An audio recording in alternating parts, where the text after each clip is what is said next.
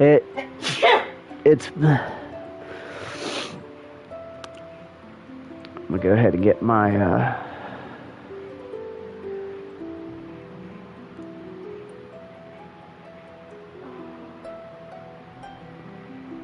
my creator mode up here.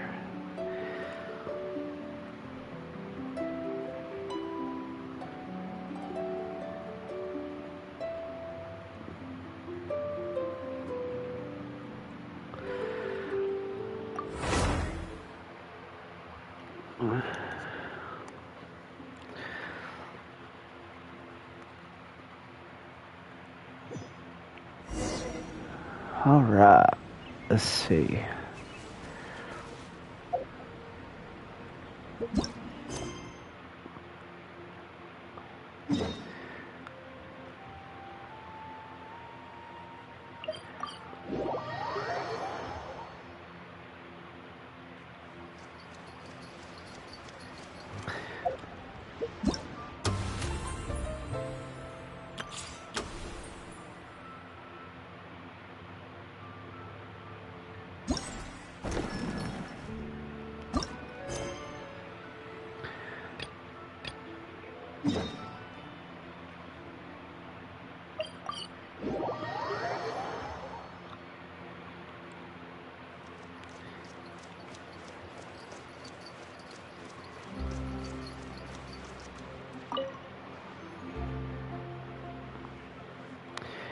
Take your positions, form ranks, muskets up, take aim and fire, repel the enemy advance. Come take part in the Special Security and Surveillance Patrol special event and experience the joy of being a musket sharpshooter. Musket. Not a concept we're too familiar with. Looking at the stall this guard set up, Paimon can't help but wonder what event she mentioned could possibly have to do with the Fontanelia Film Festival. Ah, it's the Super Zenith boss level forces. What in the blazes are you doing here? If you two help me promote my booth, I'll be able to hit my quota for sure. Who in the what now? That blah blah blah forces thing isn't another weird nickname for Paimon and Dracario, is it? That's right, it's a title for you two that's becoming popular among the members of the guards. You might not remember, but we've actually met before, but considering how ordinary looking I am, and the fact that I'm just a mediocre sharpshooter, I'm not surprised that I didn't leave much of an impression. Anyway, let's just pretend that this is our first meeting. I'm Tarina, a Special Security and Surveillance Patrol trainee, and I'm in charge of handling all sorts of odd jobs for the patrol.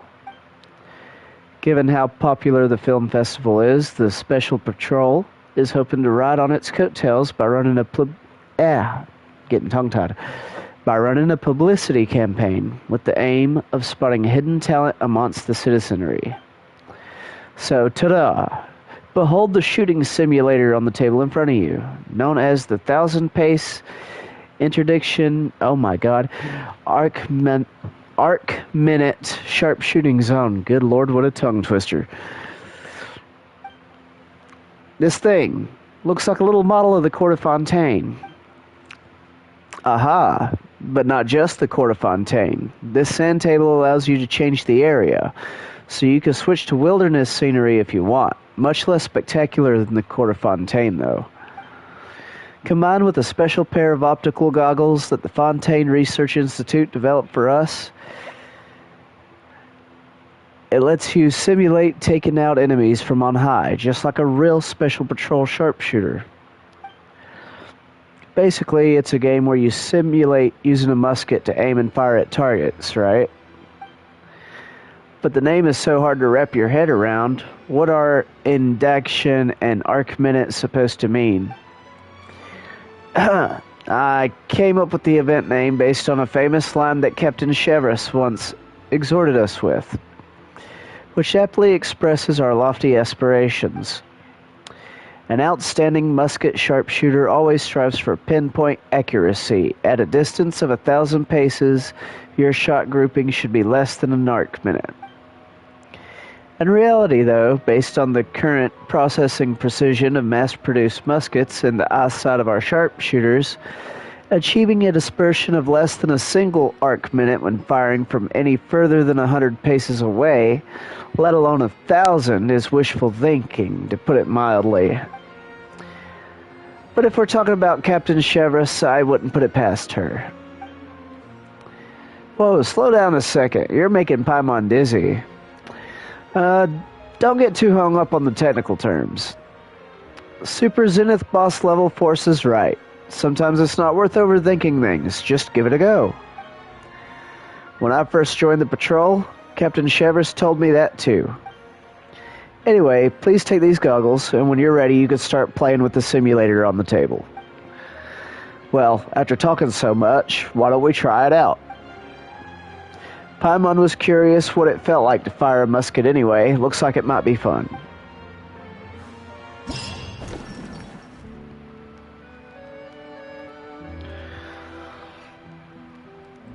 Yay!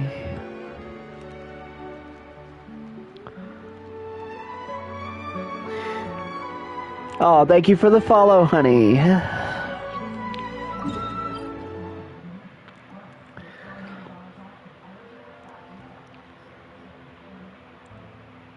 Okay, I guess. But that's where I am. Okay, maybe I gotta talk to her again.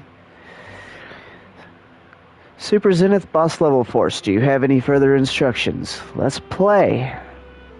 No problem. This game doesn't use up any real ammunition, and the targets don't require maintenance, so you can play as many rounds as you'd like.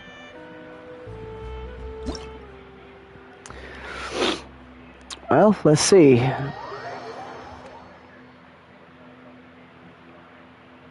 Use a limited number of munitions to defeat all enemies. Okay.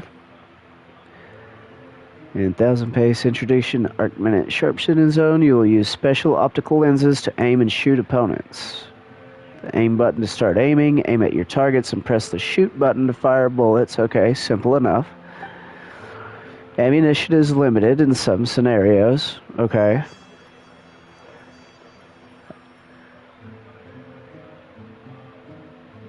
Okay.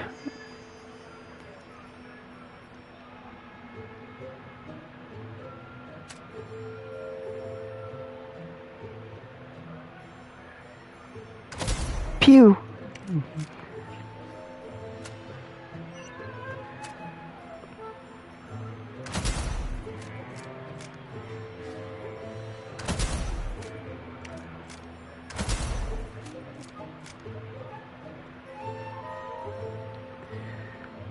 Do. Where are we hiding? Where are we hiding?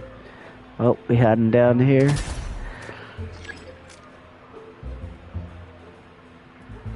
Uh-huh.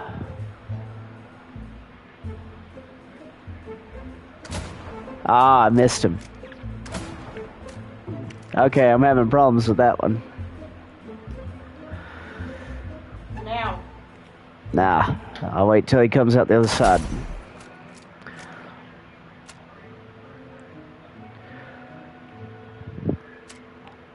There's more on the bridge. Yeah, I know, I see him. I was getting over there. Let me guess, it's going to take a couple shots to take the big ones down, ain't it? Yeah. That's what I thought. He's running. He's running.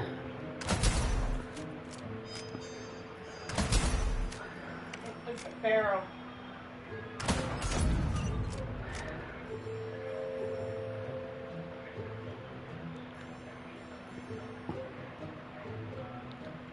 Oh, okay.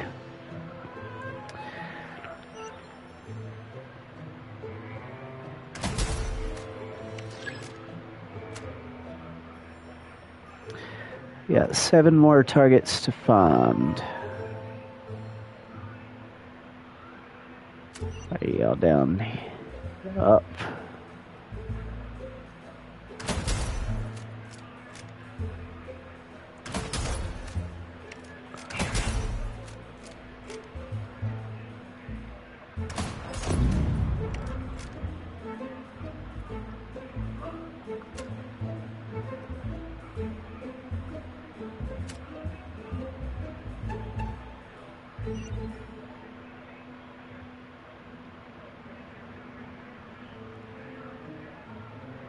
Good lord, you way over here, huh? Y'all sleep over there sleeping. I don't see a barrel near it. I'll pop you first.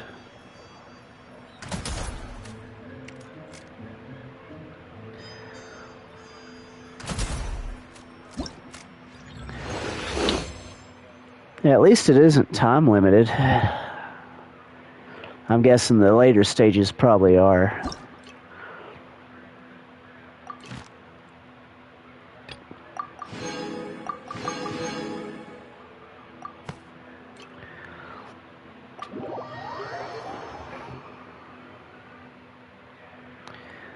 Defeat all enemies while protecting a high value target. Okay, so a little bit more of a challenge. High value target may appear in certain scenarios. Defeat all enemies while protecting this target. And here comes Miss Pepper.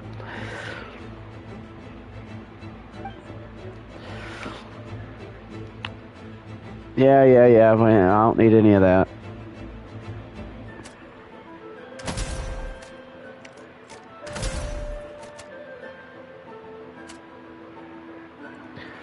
Oh, really? Okay.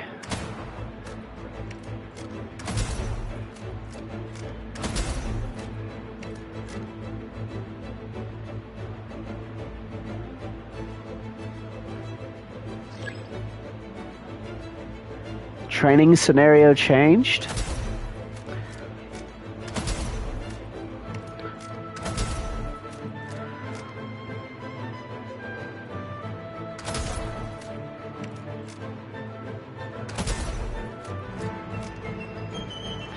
The reload's a little slower than what I'm used to in most FPSs.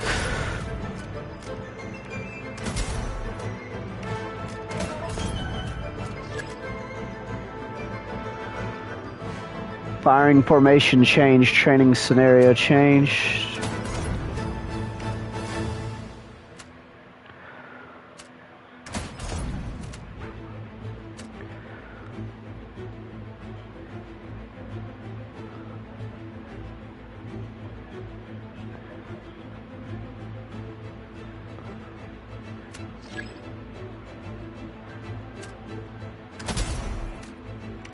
I see, they randomly spawn in at times. Damn you. Okay. I didn't know if I could shoot it through the tree or not.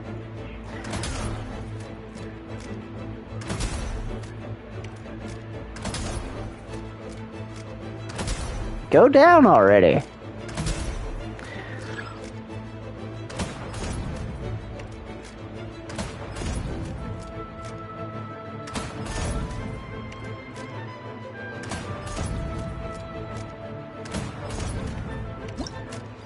I like this event. This event's fun. I like this. We need more of this.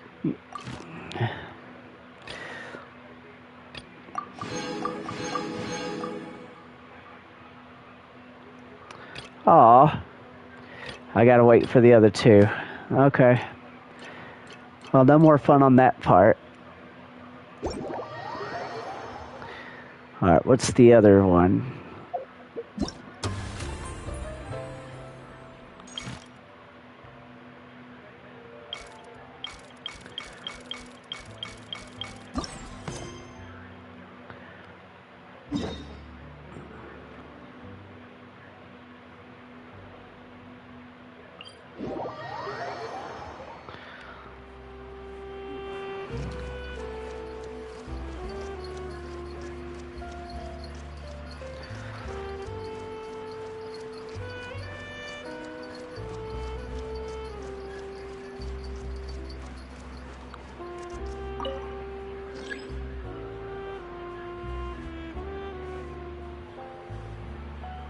Gotta wait for the lift. Riley's at 10. Huh? Friendship with Riley's at 10. What, my friendship with Risley's at 10? When did you see that? Just now? That was last night. Oh, cool. Well, I guess that makes sense. I've been maining the crap out of him ever since I got him, so...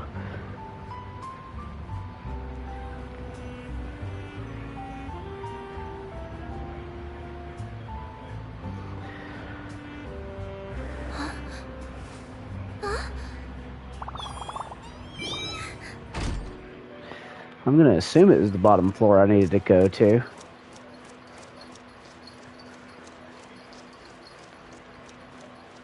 Looks like we're running out of tight three schools. No! Okay, it wasn't the bottom floor. I was mistaken.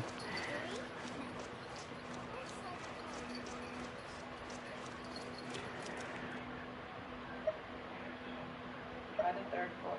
2nd floor.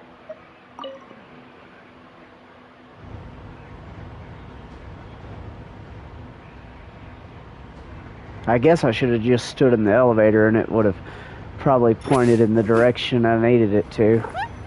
Yep. Yep, is right, 2nd floor.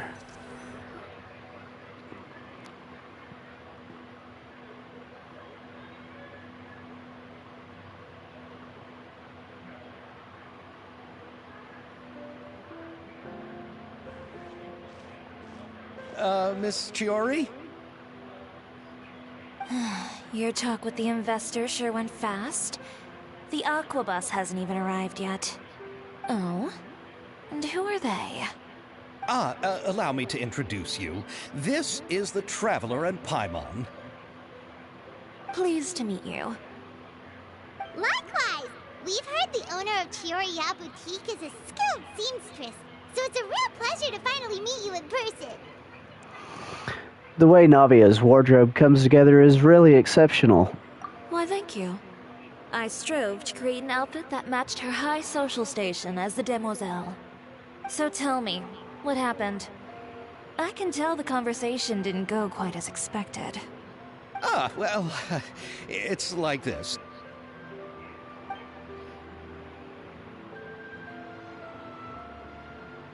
Ugh. I know, Chiori, you don't have to say it.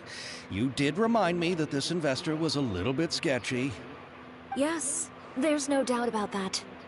But how could I pass it up? He offered me twice as much as the others. And therein lies the problem. Yes, but just put yourself in my shoes. After obtaining such an excellent script, it's only natural that I would want to make the most of the film. The budgets that the others had proposed were nowhere near enough. It's difficult to find someone willing to front such a large amount of mora, so... Don't be sad, Xavier. We might be able to help scrounge up some more together for you. Oh, thank you, Paimon. That means a lot to me. But the cost of the film is staggering. I'm afraid that any mora we can scrounge together in a short amount of time won't even be able to cover the actors' fees. We need to move on. What's happened has already happened, and there's no changing it. But now's not the time to give up. What? You're saying that you have a plan? No, that's not what I mean. I'm simply saying I wouldn't give up just yet. The actors I recommended aren't just after Mora after all.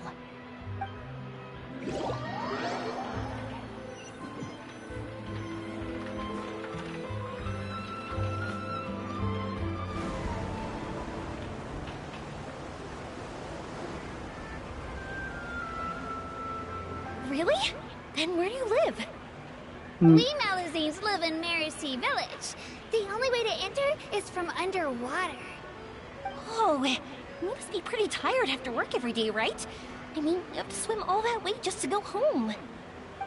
We are so thoughtful. But some Malazines choose to live in the Court of Fontaine because it's so much more convenient.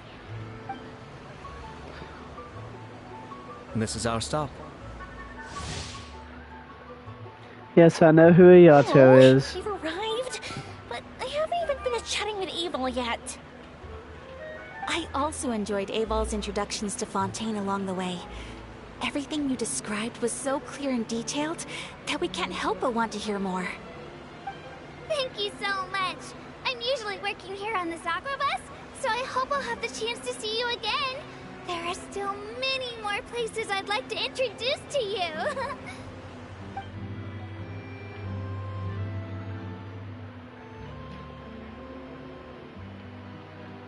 Welcome to the Court of Fontaine.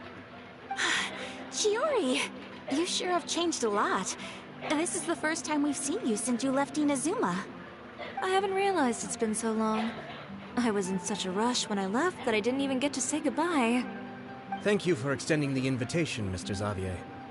I'm looking forward to a fruitful trip here in Fontaine. It's an honor to have the head of the Kamisato clan visit us. So they're who you meant when you said you had actors coming from Inazuma? Oh? It's the Traveler and Paimon. Wow, what a coincidence! Ayaka and I were just talking about you on the way here. Are you also here for the film? We just ran into Xavier earlier and came over with him. But I'm not an actress. Sir Kamisato and Lady Ayaka are the real actors here. I'm just tagging along with Ayaka to have a good time together. I thought I would always get the lead role. About that, I mean, how was I supposed to contact you when I was making preparations for the film? I figured you were probably busy, and I didn't want to disturb you. So I could only keep you in the back of my mind while I sought other actors to play the lead roles in the film. I had been thinking about a surprise reunion with you during our trip here, but you still managed to surprise me first.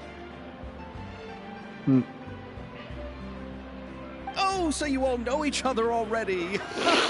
My, what a coincidence. What are the chances everyone could be brought together here like this? Why don't we go to Hotel de Boer and catch up over a meal? I've already made a reservation. Huh? Did you reserve 2 spots for us too? Yes, of course, of course. I'll be sure to tell the boss to serve a few more delicious dishes just to make sure there'll be enough food. Very well. Then please, kindly lead the way, Mr. Xavier.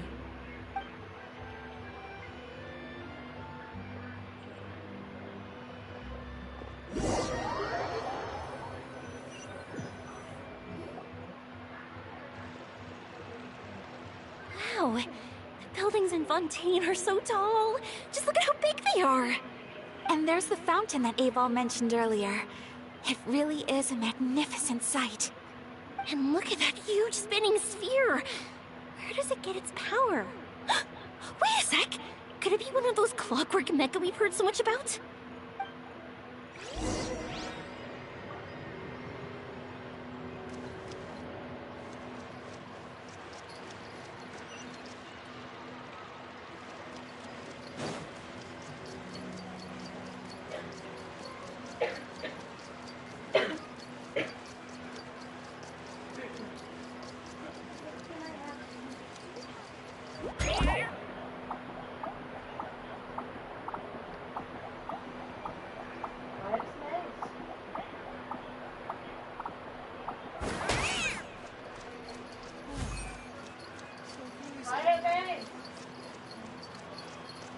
Well, that's all you could have.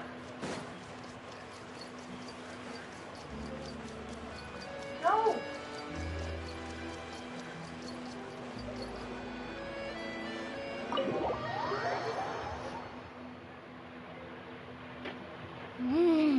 So this is what food from Fontaine is like. It sure is different from what we have in Inazuma.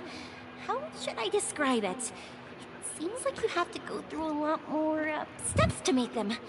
And the flavor has many layers too. Yes. When I first went to Inazuma, I actually thought the food there tasted a little too bland. It took some time for me to get used to it. Let's get back to the purpose of this trip for a moment, shall we? How have preparations for the film been coming along, Mr. Xavier? Well, I've already assembled most of the film crew. A lighting specialist, a prop manager, and a costume designer. I've also bought the copyrights from the novel's author. Oh, it's called The Two Musketeers, right? I read the script you sent me on the way here. The story is pretty good. Originally, I was planning to start filming as soon as Sir Kamisato and Lady Ayaka arrived in Fontaine, but I'm afraid I've run into a bit of a problem. Oh? What is it? It has to do with the film's investor, Mr. Morris. He suddenly informed me this morning that he's encountered some financial trouble and will be unable to release to me the amount of funding agreed upon. It's said that Fontaine's legal system is well developed. If he has violated the contract, then can't you simply take him to court over the matter? Well, I'm still more concerned about filming. Even if I were to take him to court, I'm afraid it would take months before the case could even be heard. Then, is there a way we could raise funds ourselves to solve the problem? I've considered that option too, but unfortunately, it's difficult to gather such a large amount of mora on such short notice. Besides, we have to consider the film festival's submission deadline.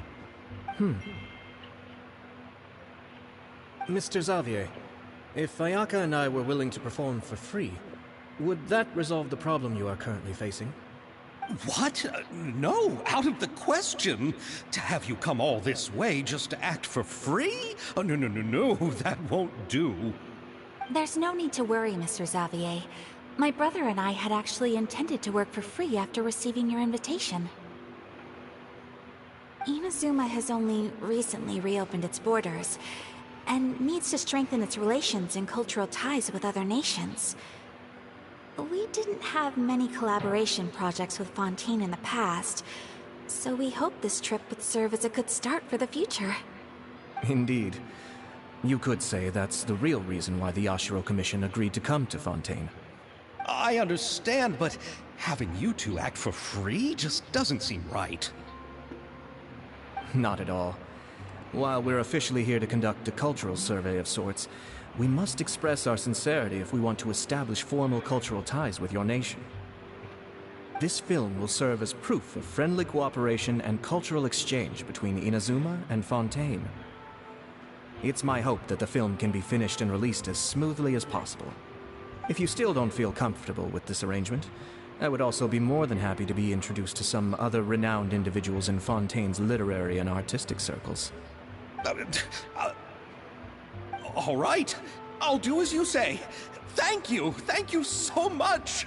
I'll make sure to cobble together enough mora now, even if it means selling my house, my camera, and every single family heirloom.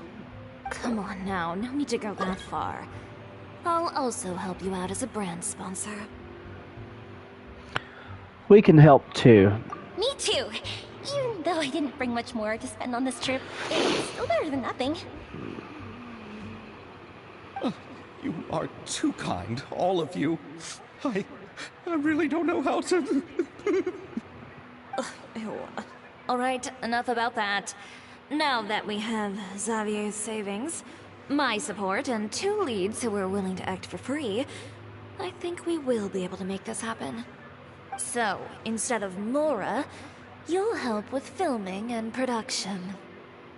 Oh, but how can we help with that? We don't know much about making a film. Alright, pull yourself together, Xavier. Tell us if there are still any open positions left among the crew. All right. Let me think. We still need a camera operator, a clapper loader, and someone to manage logistics. I originally wanted to personally serve as director, but I've been too busy working as the producer. So the positions of director and director's assistant will also need to be filled. Paimon knows what the director and the logistics support person do, but what's a clapper loader? The clapper loader is responsible for using the clapper board to record and organize the information of each shot when the camera operator begins shooting. The work requires both patience and careful attention to detail. A clapper board? Oh, you mean the thing they hold that goes clap whenever they start filming? Yes, that's right. Are you interested in that job? For sure! Paimon's always wanted to try that. Alright, then you'll be our clapper loader. I can find someone from the store to help with logistics. What do you think, Xavier? Fine by me. As for our camera operator, I was thinking of letting the Traveler take the role. Oh, he's great when it comes to using the camera. Paimon can't even count how many things we've taken photos of during our journey. Yes, that's also what I was thinking. I noticed the Traveler had an eye for photography and composition when we worked together previously. I'm sure that's due to the Traveler's journey across Devat and all the places they've seen. After so many adventures, using a camera must be second nature by now. What do you say, Traveler? Are you interested in the job? Lights, camera, action. Thank you. It really means a lot to me. Come on, friend. Let me give you a big warm hug. I think we'd better get to work. So all that's left for us to find is a director and an assistant. Oh, me! I want to be the director's assistant. All we need to do is help the director, right? I can handle that. All right, then all we need is a director. Oh, all the well-known directors in Fontaine are probably also busy working on their own films these days. I'm not sure who will have time to help. Oh, Farina helped out a theater troupe recently by serving as an artistic consultant. She could be a good director, right? Besides, it's not like she has anything else to do right now. Farina? Do you really think Lady Farina would be willing to help us with our humble project? Isn't that the name of Fontaine's Hydro Archon? My brother has already informed me about what happened here in Fontaine. Yep, that's her. She helped out a theater troupe not too long ago, and now she's taking up work as a director. Well, I saw that musical. Her performance was perfect, and the storyboards were also excellent. Don't let her form or identity intimidate you. She's the best candidate we can think of right now. You'll never know until you give her a shot.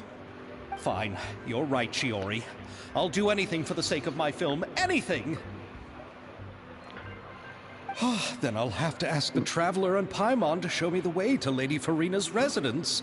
I just hope she'll agree to help. Do you need us to also come along? No, there's no need to trouble you with this. Besides, you've just arrived in Fontaine, and I'm sure there are many places you would like to visit. Just leave this task to me. It's part of my duties as the producer. Very well. Then we'll be waiting to hear the good news. I'll go with you. By the way, you might want to consider bringing a gift. And don't worry, we won't simply drop you off at Farina's place. We know Farina pretty well by now, so having some familiar faces there should help your chances. Besides, the whole thing was our idea in the first place. All right, then I'll start making preparations. As for the gift... A gift for someone who was once seen as the Hydro Archon. I wonder what she would like. I recall that Lady Farina once fancied a clockwork ring, so perhaps I should get another exquisite clockwork contraption for her. Huh? Can't we just bring some desserts, like the Fontanalia mousse? But wouldn't that be a little too cheap? She does like desserts, though. Isn't the Fontanalia Festival happening right now? I heard Abel tell us on the Aquabus that Farina introduced the tradition of going door to door and asking for sweets. To do something like that, she must have a real sweet tooth. I agree with Yoimiya. If the gift is too fancy, it might actually make her feel more uncomfortable. Alright then, let's go buy some Fontanalia mousse.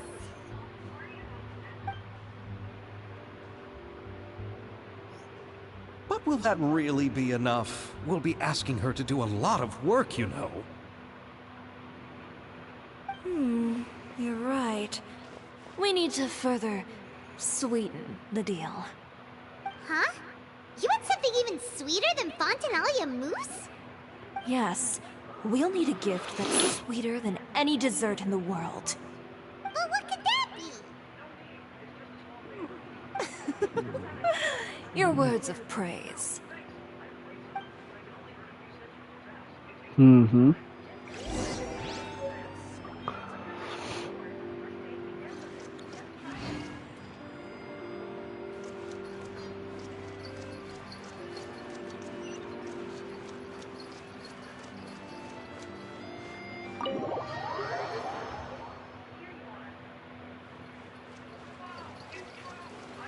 Dun, dun, doo, doo.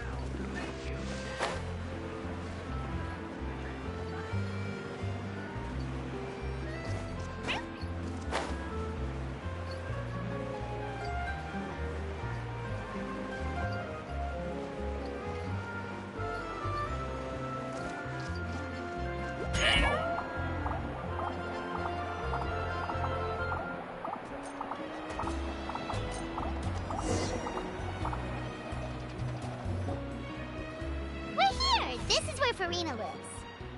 Okay, I'll go knock on the door.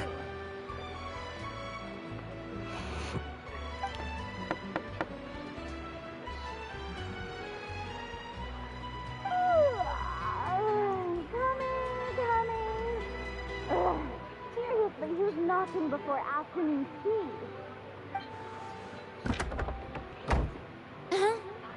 Who are you?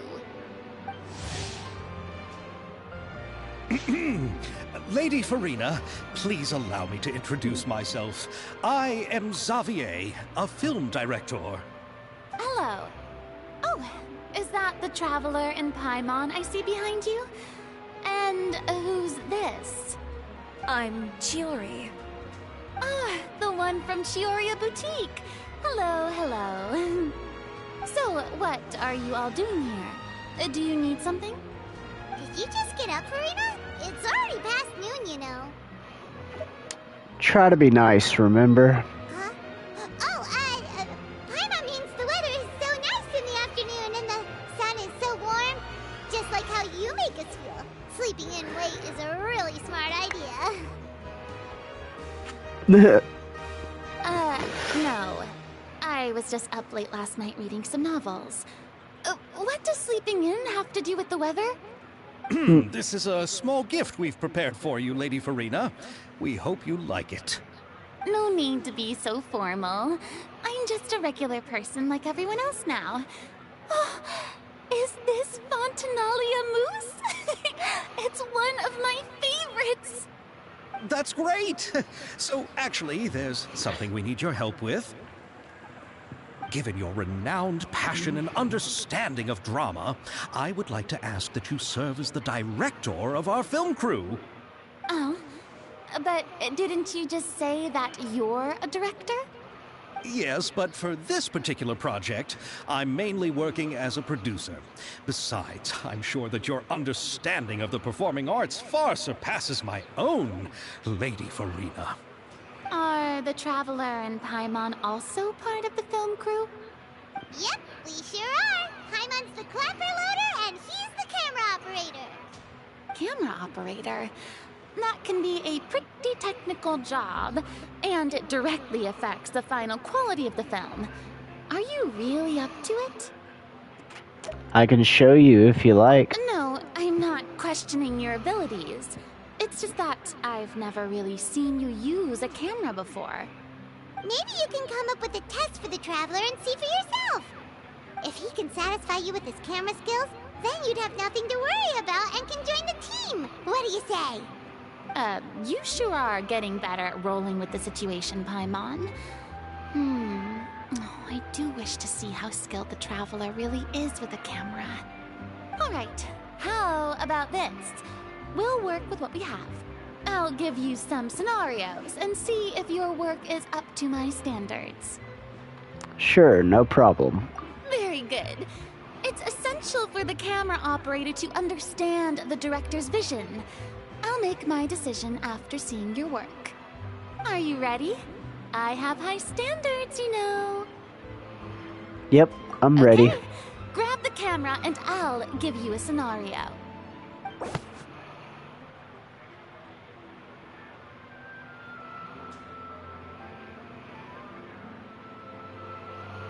Estelle is the boss of Beaumont Workshop and has always been proud of her forging machine, as it can not only precisely control strength and temperature, but also takes no effort from the blacksmith. Let us film a promotional video for her workshop. Remember to emphasize the superiority of her forging machine.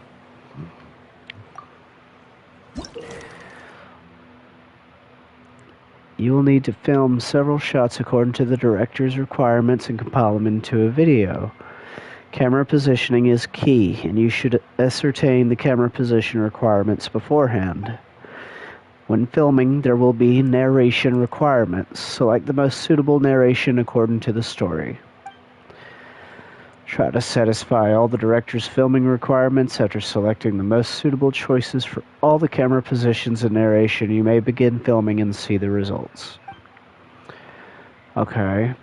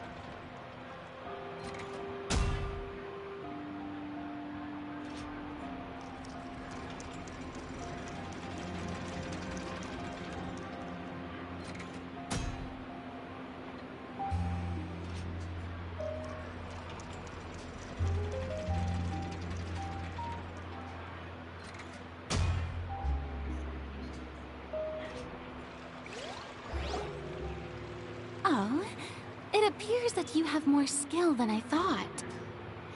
All the shots had a great composition, and I could really feel a connection to the characters and their lines. Yeah! So it's a verdict. Agree to be our director, Farina? Did you think I would agree just like that? After our performance of The Little Oceanid, I've begun to make a name for myself again, you know.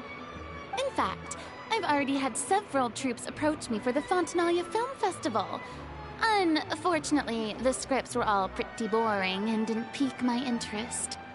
If others were to find out I agreed to work with you so easily, then, well... Hey, but didn't we have a deal? What else do we need to do to convince you, Farina?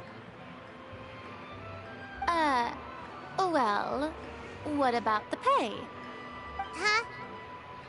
You know, how much you're willing to pay me to be the director?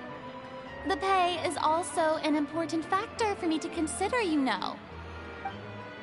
Well, I can offer you this much? What? That's all? If Nervulat were to hear of this, he could charge you with underpaying your labor. I'm sorry, but our crew is in a tight financial spot at the moment. I see. Well, even though it's highly unlikely now that I'll join your crew, there's still something I'd like to ask. Exactly what film are you planning to make? Oh, our script is an adaptation of The Two Musketeers. Huh? Wait, you mean the suspense thriller novel that was a #1 bestseller? Oh, so Farina's read it too. Of course I read it. I've always had a keen interest in artistic works that strike a chord with the populace. I see. It all makes sense now. You must have used most of the budget to pay for the copyright. Not really. The novel's author transferred the copyright to me practically for free once he heard that I wanted to make a film adaptation of the story. The lack of budget is due to another issue. He probably just wants to get his name out there. So, Mora isn't the most important thing to him right now. It reminds me of a delivery courier who wears one of my designs while traveling all across Teyvat. I didn't charge her much for the outfit either. The exposure she provides for my brand is well worth it. So, are you a big fan of this story, Farina? Well, it's alright. The pacing of the story is good, but the character relationships could use some work. When I was reading it before, I always felt like some things were left on a rather unsatisfactory note. I have high standards, you know. Ahem, Mr. Xavier, if, hypothetically speaking, I agree to be the director, how much freedom would I have in terms of script revisions and creative interpretation? Oh, as much freedom as you would need. I wouldn't dare doubt the tastes of Fontaine's greatest star. Good. Then I'm free to alter the script as I see fit. Absolutely, no problem. We're counting on you, Director Farina. All right. It seems that your crew really can't go on without my care and direction. So, you agree? Yes, I agree. Although the pay is well below what someone of my caliber deserves. A great script calls for a great director.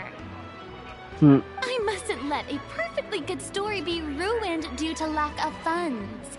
If you have fine cheese and bread, you wouldn't just let it sit on the counter and get moldy just because you lack an oven, right? Thank you, Farina. Oh, Hydro Archon above! I'm not dreaming, am I? Somebody pinch me. There's no more Hydro Archon, you know. And it's still a little early to celebrate. There's a lot that goes into shooting a film. Although the trickiest tasks of finalizing the script and casting the actors have already been taken care of, we'll still need to reserve filming locations. Not to say set up lighting and props.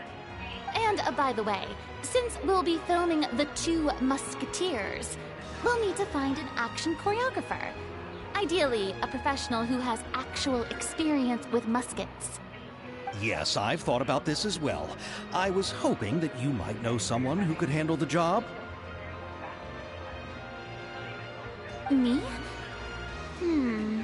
If this was before, I could have simply asked Florand. But it's already been some time since I last talked to her. Navia can also use firearms, but unfortunately, her style is quite different from that of the characters in the story. Could we ask the Special Security and Surveillance Patrol? Oh, you mean the Special Patrol's Musketeers? Yes, that's right. They work with muskets every day. I can't think of anyone more qualified than them. They would be under Nervilette's jurisdiction. Unfortunately, I, don't have any connection with them at all. So, in the end, we still have to start by talking to Nervilette. No need to go to all that trouble. I know their Captain Chevres. Oh, you do? Wait, Chiari, how do you know the captain of the Special Patrol's Musketeers? No particular reason. Running a business means dealing with some trouble from time to time, and she's helped me out on a few occasions. In return, I've helped her handle a few situations in which the Special Patrol couldn't get involved directly. So, we've gotten to know each other over time. So you're saying there's been times when the Special Patrol needed a fashion designer to handle a situation? Your work is becoming more and more mysterious. It'd be best to keep it that way. Anyway, enough about that. What do you all think about asking the captain to be our musket action choreographer? She sounds professional enough. She is a captain, after all. have no objections. But I imagine the Special Security and Surveillance Patrol must be busy with their duties. Do you think she'd really have time to help with shooting a film? And then there's the issue of pay. Well, it just so happens that she's also not the kind of person that's just after Mora. As for whether she has time, I'll have to go and ask her first. Then I'll leave that to you. Macaroni's on sale today, so I've got to go. You can just tell me how things went when we discuss tomorrow's plan later. No problem. Having Farina join feels like a big boost to our team. Of course. Just wait until the day of our premiere. You'll witness the true power of my name in these lands. You'll be so glad I agreed to help. I can guarantee that even the standing tickets will be sold out. I'll be sure to ask some people I know to see if they'd be willing to act as extras. Seems like you're finally getting more comfortable with your own reputation now. I didn't ask for the Clapper Loader's commentary, Paimon. I can't wait to see our film's premiere. Then let's get going. I happen to know where Chevreuse is today. By the way, I'm curious. If my pay is so low, then what about our two lead actors? Didn't they travel here all the way from Inazuma? Actually, they told us that they see the trip as part of a cultural exchange, so they didn't ask for any pay. What? So is every person into that who doesn't want money gathered here to shoot this film? Don't tell me Chiori isn't being paid either. I already knew Xavier from before, and he's also agreed to give my brand some good exposure. It seems the gods have really smiled upon you, Xavier. And that certainly doesn't include me, mind you.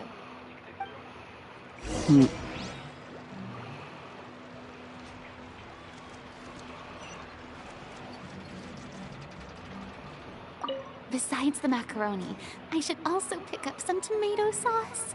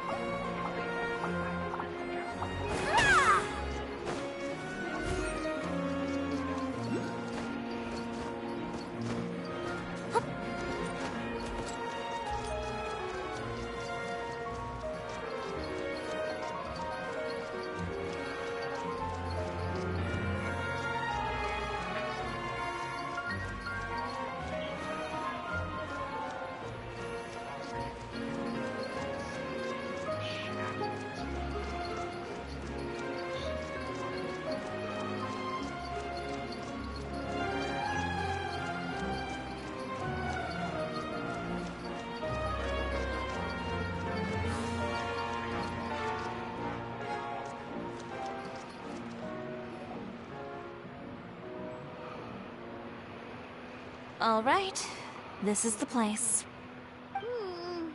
But where's the captain? There's hardly anyone around here. She's over there. The one with an eye patch reading in front of the newsstand. Oh, her!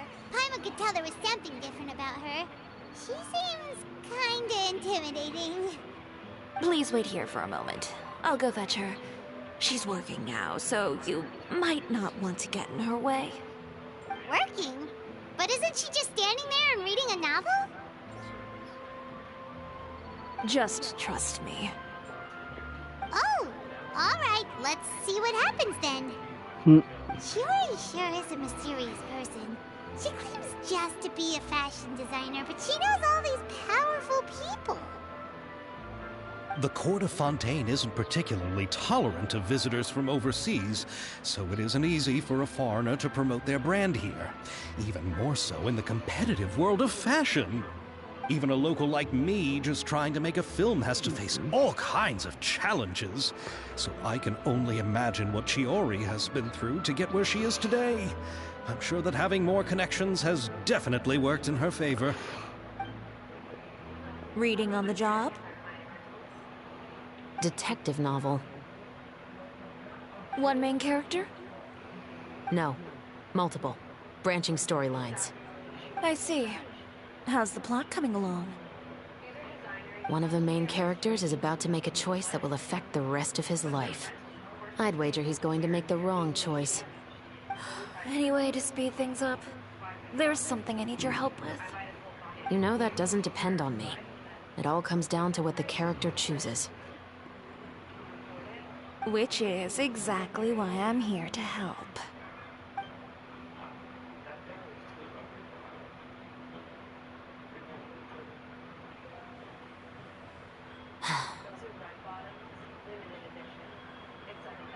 All right. It appears he made the wrong choice in the end. Halt!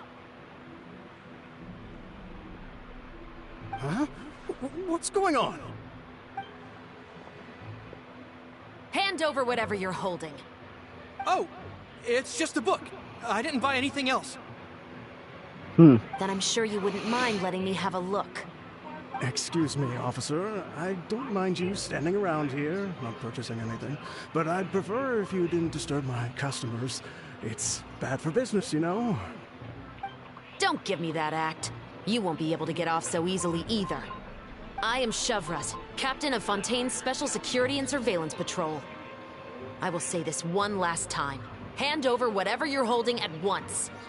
And before you do anything unwise, let me remind you that I'll have you on the ground before you can even think about making a run for it. All right. I'll give it to you. But please let me say something first. If there's any contraband in that book, then the shopkeeper here is the one who slipped it in. I don't have anything to do with this. Why, you trying to leave me on the hook, huh? You were the one who said you wanted it. Save it for the interrogation room. Take them away, Letelier.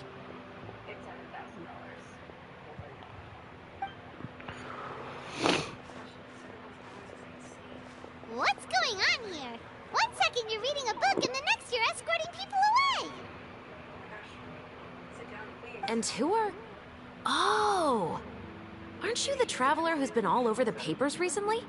Chiori, I'm assuming what you wanted to ask me about has to do with them, right? Maybe I can let you in on what's happening then. Now that Vacher has been brought to justice, no new shipments of synth will be made and distributed to sellers. The Fontaine guards have been busy collecting the remaining synths still circulating on the market. Thanks to a tip from our reliable source here, this should be the very last batch. Oh, so you were pretending to read a book in order to catch the bad guys. Oh, Paimon almost forgot to introduce ourselves. Paimon is Paimon, and this is the Traveler and Xavier. Hey, I'm Chevras. You probably already heard me introduce myself, so I won't bother repeating it. Why didn't you just arrest them immediately? Yeah, why didn't you make a move as soon as you had the chance? Were you worried that my intel wasn't accurate? No, I wanted to see if the shopkeeper would turn himself in first. All he had to do was come up to me and say that he didn't know where the synth had come from. If he did that, then I wouldn't have had to press charges on him. He had the whole day to turn the synth over to Chevras. But instead, the moment I came up and blocked Chevras' line of sight, he took the opportunity to sell it off.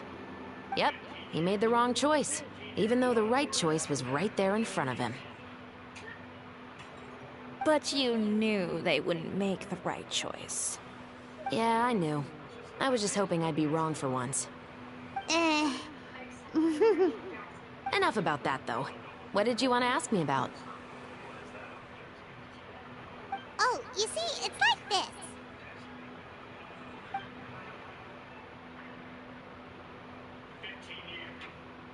The Two Musketeers. You certainly have a good eye for a story. So what do you need me to do? Just be the action choreographer for the actors? Yes, that's right. I want to make sure we get all the details right. I want the actor's posture and understanding of firearms to be as realistic as possible. However, I'm afraid this work will require a bit of your time, since you'll have to be present whenever we're filming. Also, as for the pay... No need to say any more. I'll join. Huh? Just like that?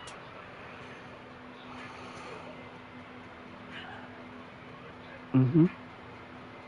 Really? You're willing to help us with our humble film project?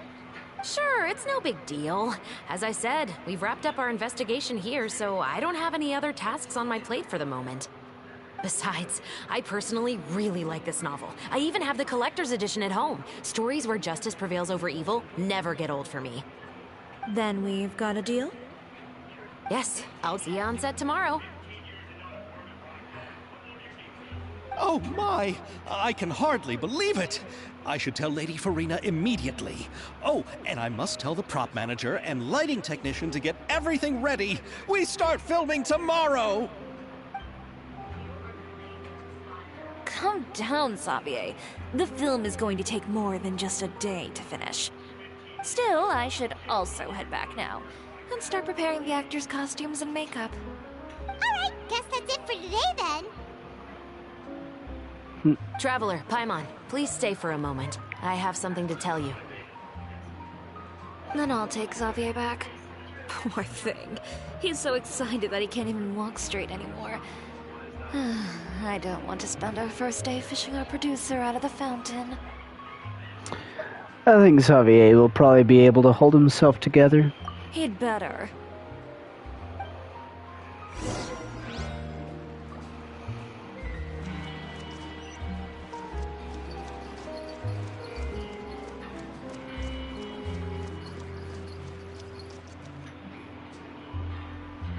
So what did you want to tell us, Chevres? Have you read The Two Musketeers? The story is about a pair of children born into the household of a baron, and their struggle to survive together and take revenge for their mother. They were raised at the baron's estate, where their mother worked as a maid. The two were illegitimate children that the baron had with the maid, so they were never treated well by anyone. One day, upon returning home, they found their mother had been murdered and left dead on the floor.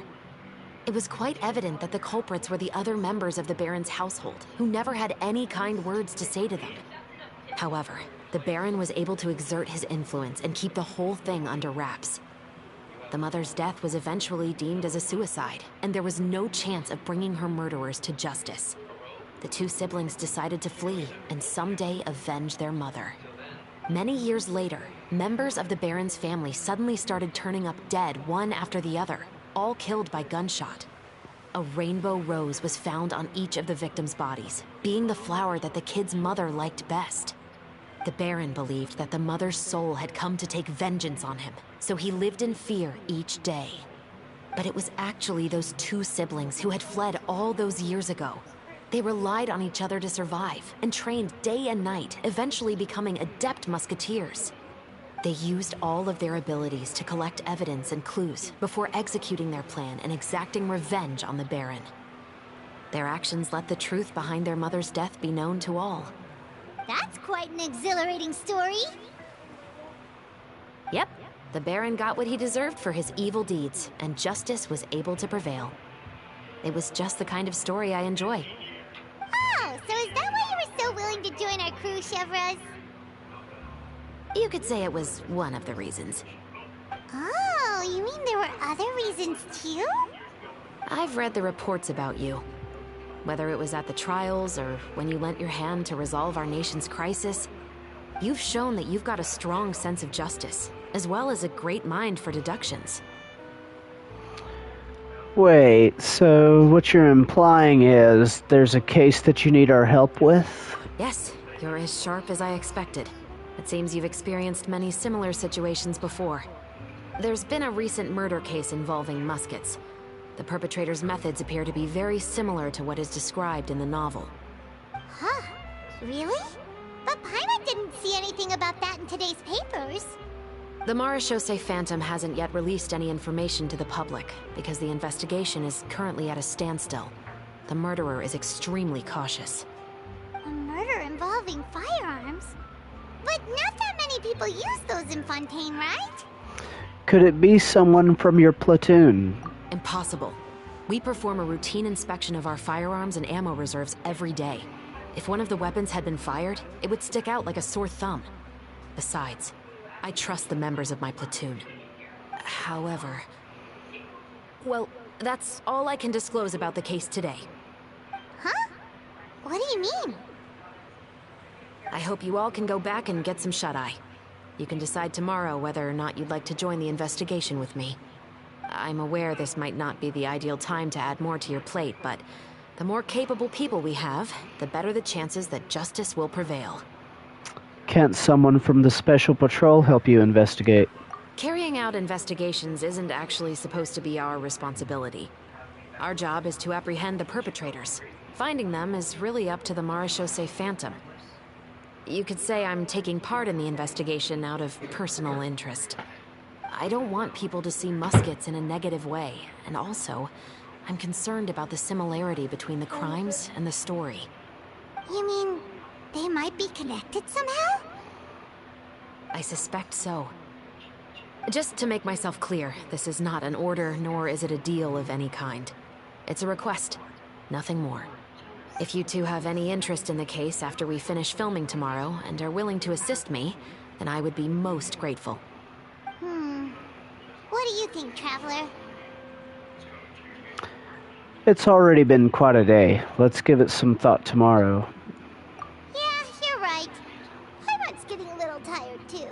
We've really been hustling all day. You'd better head back and get some rest. It's good to keep a calm mind, especially when you're about to make an important decision.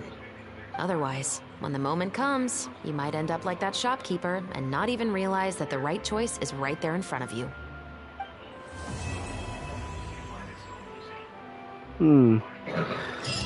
Kinda sounded like a subtle threat.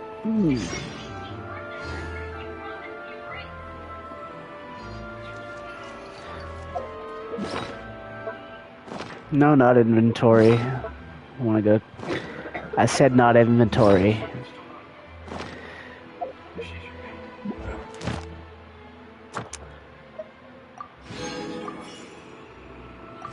Thank you, that's what I wanted.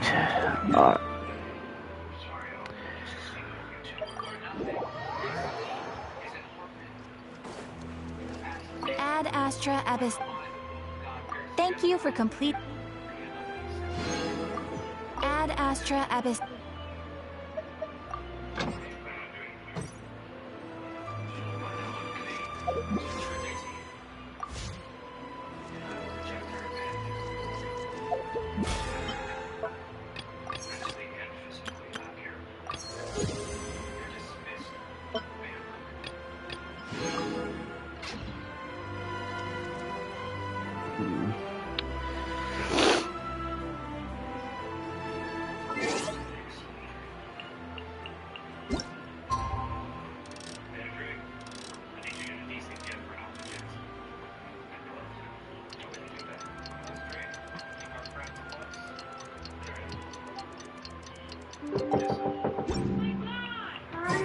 It's finally time to meet up with everyone.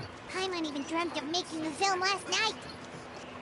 If Paimon Oops. Dang it, I cut her off and I did not mean to.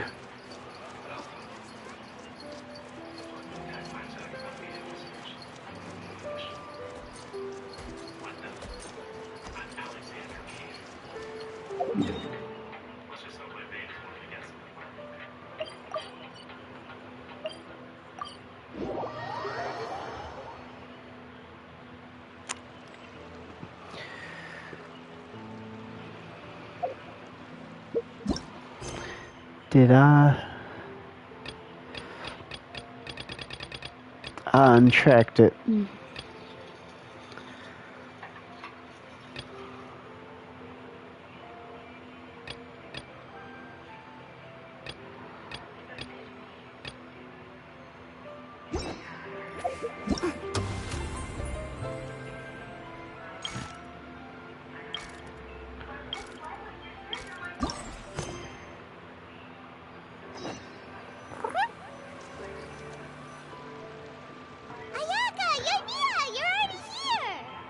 Good morning. Xavier said yesterday afternoon went well. Yeah, and how about you, Ayaka? What were you up to yesterday? After we split up, Ayato went to see Udex Nervillette at the Palais Marmonia. I was originally thinking of going with him, but he said he could manage it himself. He told me to go see the sights around Fontaine and to enjoy the local culture. So I rode the aqua bus with Yoimiya and visited the opera house on Aranias Island. Yeah, you wouldn't believe what we saw there! 2 mechanical puppets that were dancing together! You've already seen them, right? The Dirge of Coppola and the Nemesis of Coppolas. Yeah, those two! Amazing, aren't they? We sat and watched for quite a while. It was mesmerizing. Like we could keep watching them forever. Oh, it was the same for us the first time we saw them, too. Afterwards, we went swimming at the beach. Well, diving, to be exact. It was the first time I ever breathed underwater. I held Ayaka's hand and we counted down together. 3, 2, 1, and then splash! We were beneath the waves.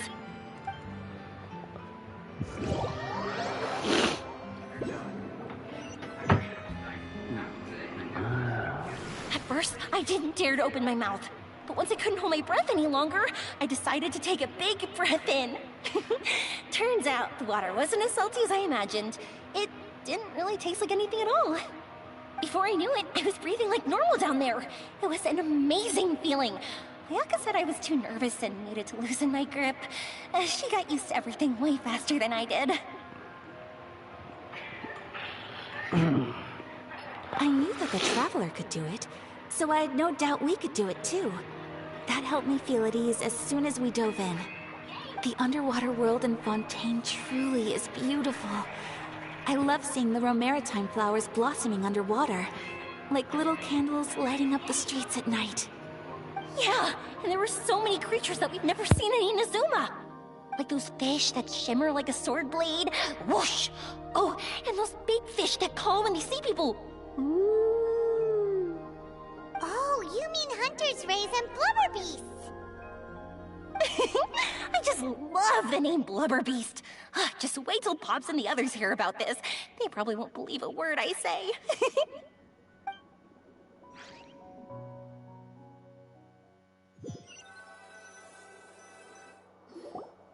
Yoimiya was down there for quite a while. It was dark before we finally rode the aquabus back to the city. I figured she'd want to sleep in today. Yeah, even I was worried that I wouldn't be able to get up. I still felt like I was drifting in the waves when I went to sleep last night. But as soon as I woke up today, I remembered that we'd all be shooting a film together, and I was ready to go. Speaking of the film, where's everybody else? My brother and Xavier were speaking to the restaurant owner about using the place as a filming location. They should be here soon. As for the others, We're here. Please excuse my tardiness. I just finished the Special Patrol's 6-mile morning jog. Wait, 6 miles? I'm so tired. I heard you all chatting, so I decided to come down. I sure could use some of that endless energy everyone else has. good morning, everyone. Morning. Can someone fetch me a cup of coffee? More milk, hold the sugar. Sure, I'd be happy to do that for you. No, you can't go anywhere.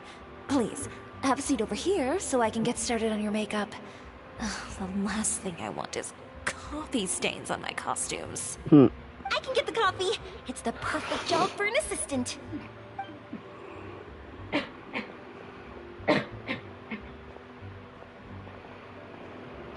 So much energy.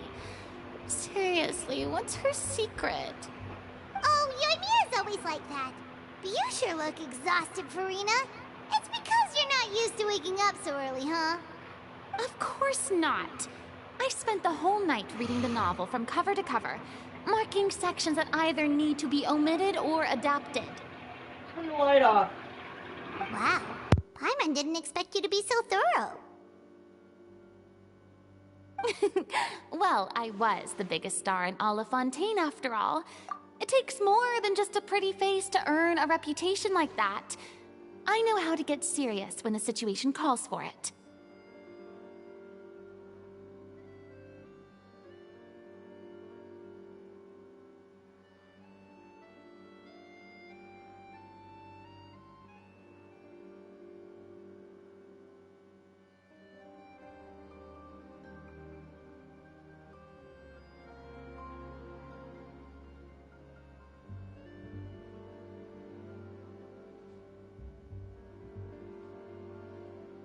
Sorry about that interruption.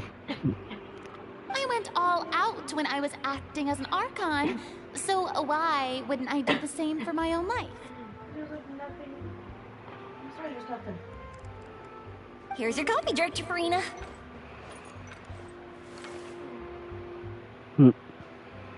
Okay, first person. Oh, thank you. The sound of being called director and the aroma of coffee feels almost as refreshing as hearing the birds chirping in the morning. Ah, it seems everyone has managed to arrive on time.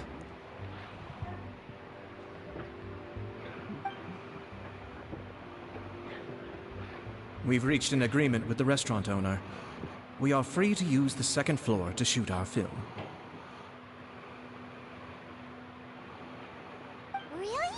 That's great! He is really looking forward to our film, and hopes that providing his restaurant as a filming location will attract more customers. And how many of those do I have? Well then, Mr. Xavier, I'll leave the rest to you. Okay, thanks. First, I'd like to introduce our new members. This is our prop manager, Veronique. She'll be in charge of all the film's props and items. And this is Bonneau, our lighting technician. He'll be in charge of lighting and illumination to set up each scene's atmosphere. Wow. Sure feels like we have some real professionals joining the crew now. First of all, please allow me to first express my sincerest gratitude to everyone in the crew. When my investor informed me yesterday that he wouldn't be able to provide the funds, I really thought that this was the nail in the coffin for this film. I had no idea that I'd find so many people willing to help me on such short notice. Thank you. Thank you all from the bottom of my heart. No need to be so cordial, Mr. Xavier. We're all honored to be a part of this. Your works made a profound impression on me when I saw them back in Inazuma. I am sure that someday, this film will be remembered as a prime example of cultural exchange between Fontaine and Inazuma. Yes, the story is the reason I agreed to join. I can't bear to even imagine what this film would look like without the very best director. Anyway, I would like to make a promise to everyone that as the producer of this film, I'll do whatever I can to ensure that everything goes as smoothly as possible. This is not just my film. It also embodies the thoughts and feelings of every person here, as well as the endless effort we are about to pour into it. So, without further ado, The Two Musketeers will officially begin filming now! You may take it from here, Director Farina. All right, listen up, everyone.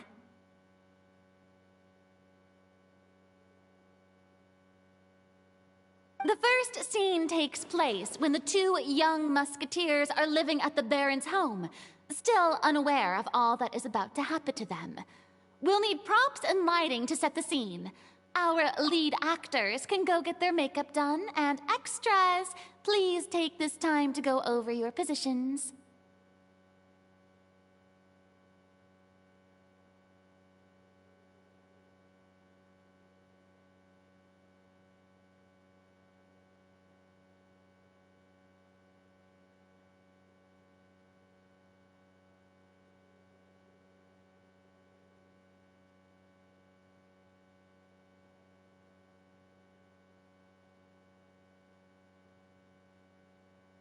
Whoa.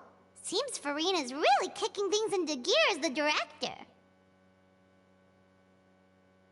Is everyone clear?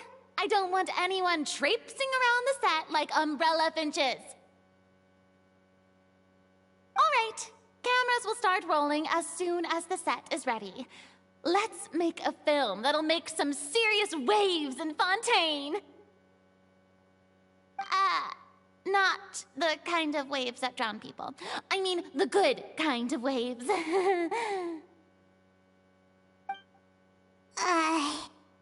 like she's still a bit traumatized by that. Yeah, you think? Anyway, let's go see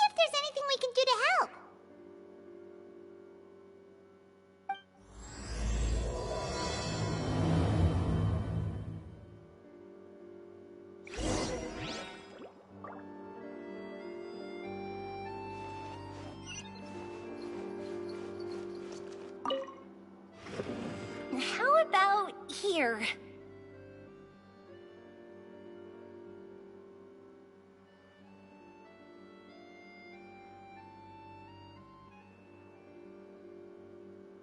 A little more to the left. You got it. Hey, Yoimiya, do you need a hand? No, I'm fine. You know, doing the lighting is kind of like designing a fireworks show. It's interesting to imagine what kind of atmosphere the lights will create. I heard that the Traveler will be operating the camera and Paimon will be the clapper loader, right? Those roles are just perfect for the two of you. Really? Is that because it'll be easy for Paimon to hold the clapperboard while flying? Well, sure, there's that, but that's not exactly what I meant. I just think that after all your journeys together, you two must have developed a super close bond and just naturally know how to work with each other. If I'm not mistaken, the director will want the cameras rolling as soon as the clapperboard goes clack. Actually, we start rolling before that. Oh, I see. It's amazing to see the magic behind filmmaking. Yoimiya, we need lights over there, too. Oh, on it! I've got to get back to work. Chat with you later. Oh, it's exciting to see so many people working together to bring the film to life. Seems like Yoimiya's really getting into it. But she was right. We do have a super close bond, don't we? Well, of course. Paimon's really happy to hear that.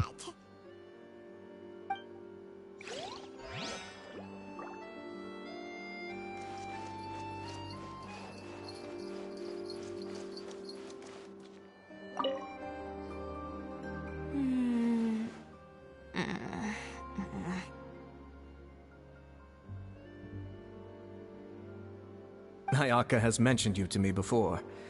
She said that you two were great friends when you were kids.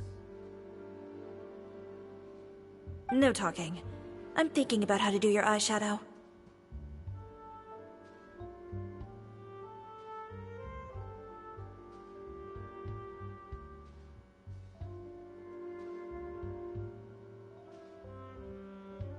Ah, yes. To help me really look the part.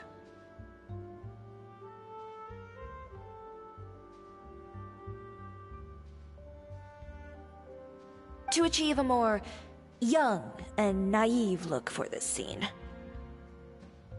Are you saying the wrinkles around my eyes are too deep?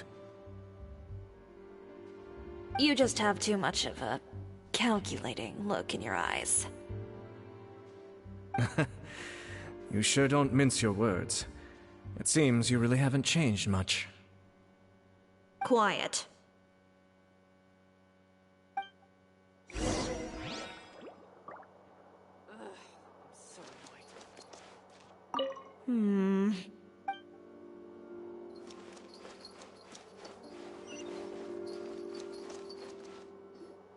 So, this is a real musket? No, it's just a prop weapon. Not bad. Have you seen a real musket before? Only in books and newspapers. I made this one based on the relative shape and proportions I saw in reference images. When we're filming, some special gunpowder will be applied around the muzzle, which will help create the flash and smoke effects of a real gun being fired. Which means it'll be up to the actors to portray the recoil. That's right. The sound effects for gunshots will also be added in post-production. Thank you, Veronique. I think I know where to start now. However, the musket's gears and firing pin could still use some work. Adding some wear on the metallic components will make them appear more realistic. Also, be sure to rub the muskets with some oil each time before we start shooting. That'll give the impression that the firearms have been well maintained. Good point. You seem to know a lot, Miss Chevres. I assume you use these types of firearms on a regular basis? Yes, I perform routine maintenance on my weapons every day. Just like we as people need to eat and sleep, muskets need to be cleaned and maintained. I also perform similar care for my sword every day, and familiarize myself with its shape and weight, to the point where it feels like a natural extension of my body. Yes, this way, our weapons will never betray us in the heat of battle. Yes, well said. It seems we have the same philosophy on this topic. Oh, sounds like they found a common interest to talk about. Though these props differ from the muskets I use, I can still give you some pointers. Good. I look forward to your instruction. First and foremost, never point the weapon at anyone, regardless of whether it's a real or prop weapon, or whether you're holding it or it's on the table. This holds for any time when you're not actively engaging an enemy.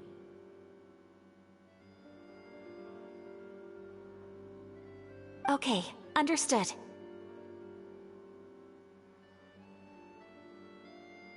When aiming the musket, extend your arm so that it's level with your shoulder, and use your eye to look down the weapon's sights.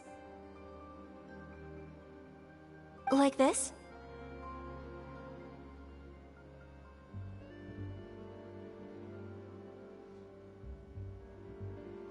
Not bad.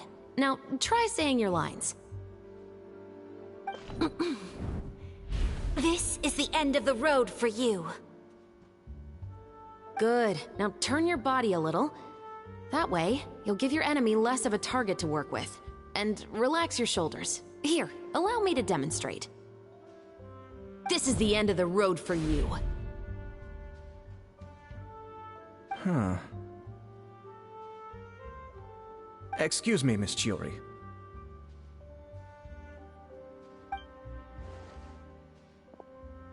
Director Farina, there's something I wish to discuss with you.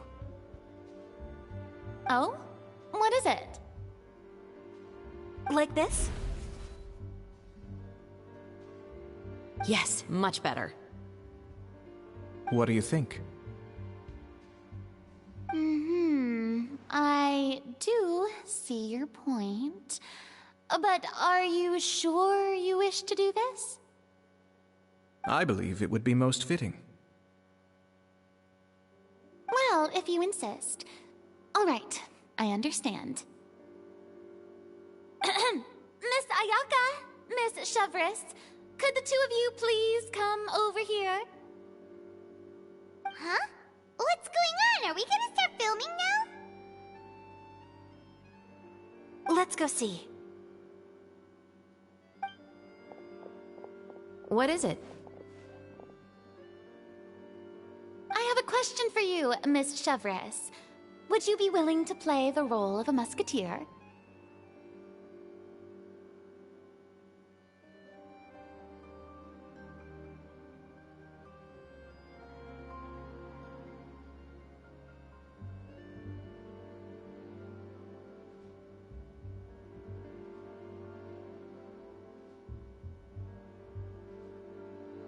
What? To clarify, I would like to turn over my role to Miss Chevres. But brother... Don't worry, Ayaka. I actually view this as a good thing. I was becoming troubled trying to set aside some time to speak to the staff at the Palais Mermonia. I would like to have some conversations about the cultural exchange between our two countries, and I've heard that the bureaucratic process here can get rather complicated. Now, I will be able to focus on my work. Besides, you also know that I'm not really one for public performances.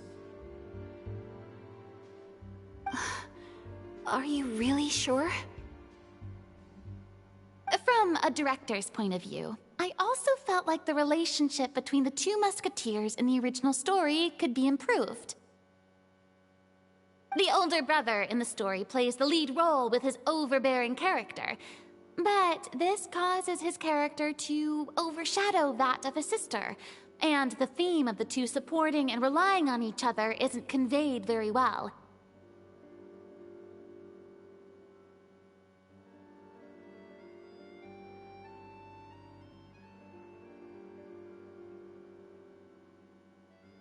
But if we were to change the siblings to two sisters of a similar age, then that aspect of the story might come through more clearly. Also, I've seen you instructing Ayaka. That cold and dignified personality is exactly what we need for the older musketeer. Of course, even with all these insights, the decision should still be made by Miss Chevreuse.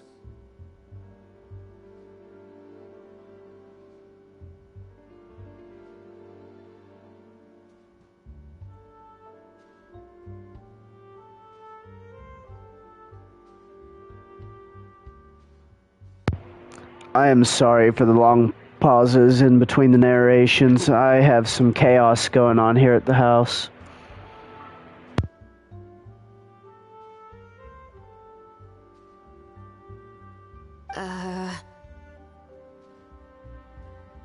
Chevreuse mentioned that she really likes the story, right?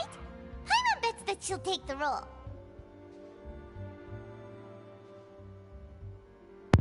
But she will still have to prioritize her work. All right, I'll take the role. Good. It's decided then. I'll get started on making edits to the script. We'll also need to make some immediate adjustments to the lighting, props, and costumes.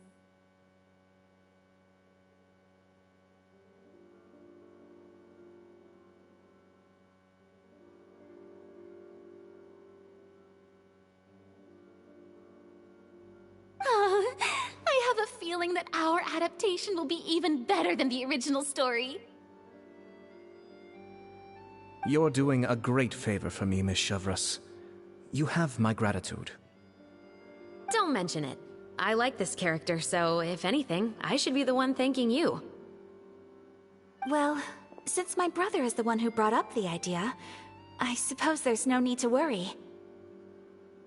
Let's go, Miss Chevreuse. I look forward to working with you.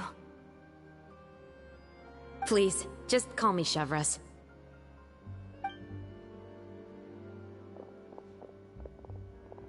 Seems like you're really going out of your way to solve the problem I was having with your makeup. Surely you jest, Chiori. I assure you that I was mostly motivated by a desire to spend more time on formal business. Oh, come on. You really think I'd buy that?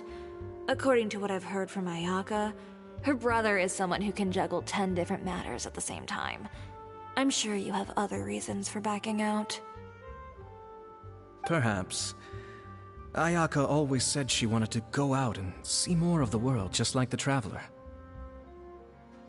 But I feel that she needs not only to see other nations, but also to make some different kinds of friends. I think it would be harder for her to make new connections with me constantly by her side. I would like to give her some space. Alright, go on. Spoil her some more.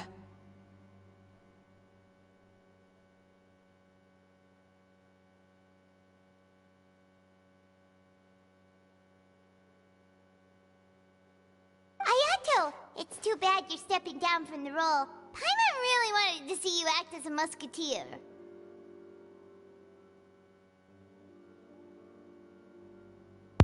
This is the punishment you deserve!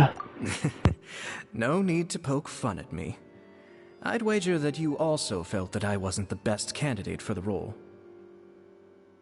It's a little hard for Paimon to imagine you saying those lines.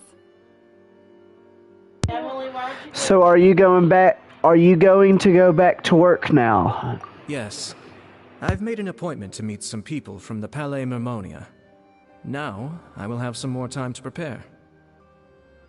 Traveler, get the camera ready. Paimon, get the clapperboard. Actors, to your positions. We're about to start shooting the first scene. Go on now. And please take good care of Ayaka. Yep, don't worry. You can count on us. Thank you. I look forward to seeing the film when it's finished.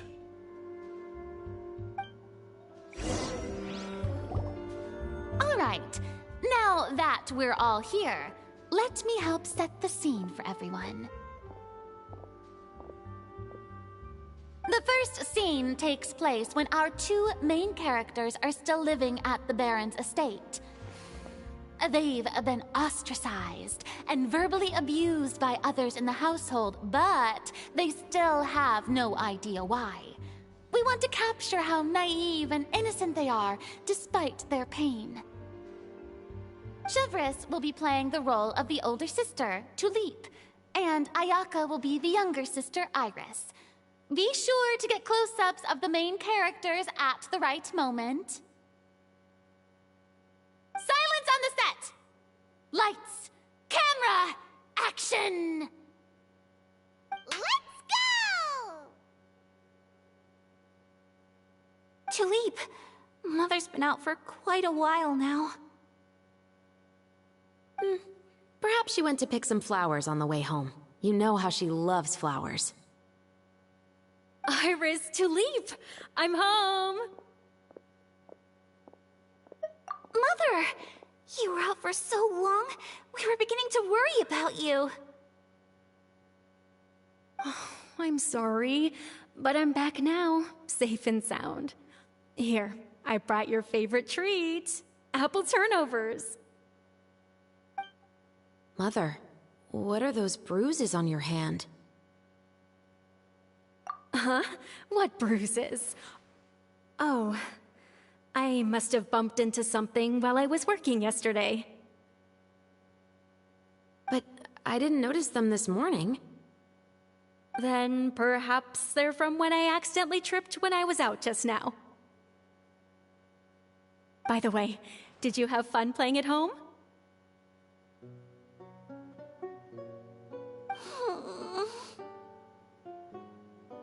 What's the matter, Iris? Well, we've realized that no one really wants to play with us. They even took Iris's doll and spat at us.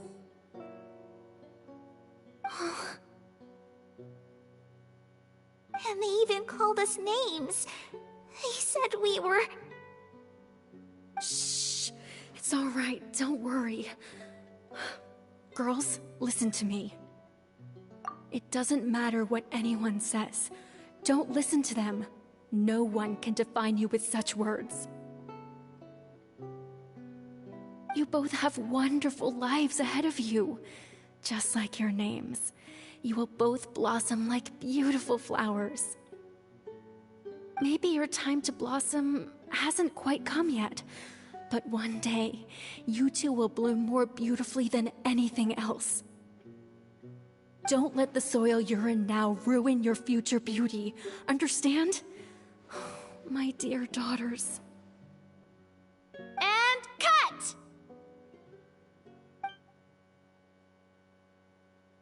Not bad. The actors' emotions were all on point. Let's keep that take. Also, if our clapper loader could avoid shouting at the start of the scene next time. Oh, got it.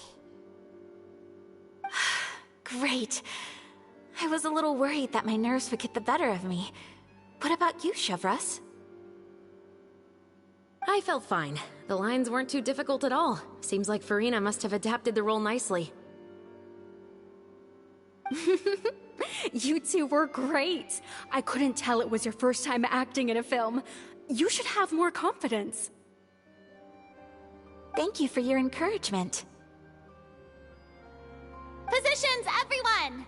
We'll move on to the next scene after we try a few more camera angles.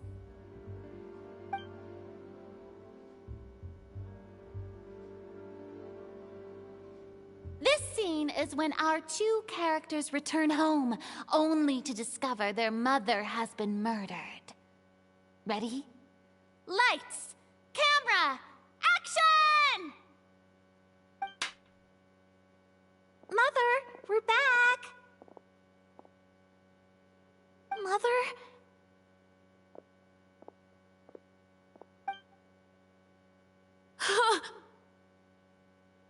What's wrong, Tulip? Iris, stay away!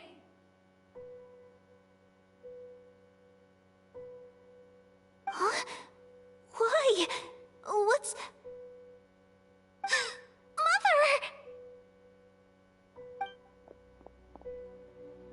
Mother... She's...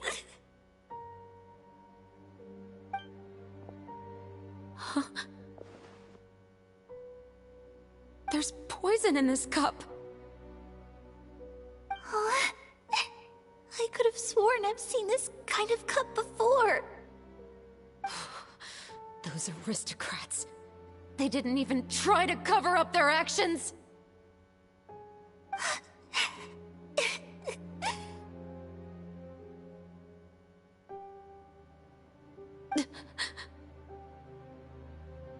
Iris, we need to leave this place.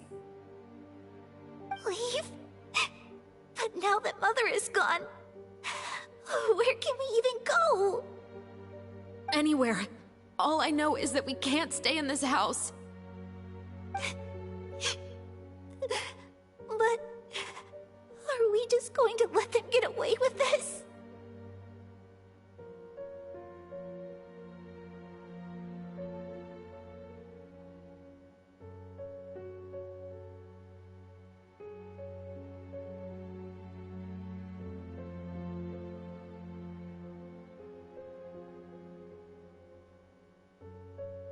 We'll have our revenge, I promise you. Just not right now.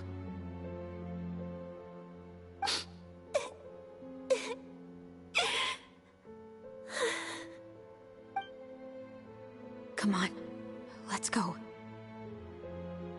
No, wait. We can't just leave Mother here like this.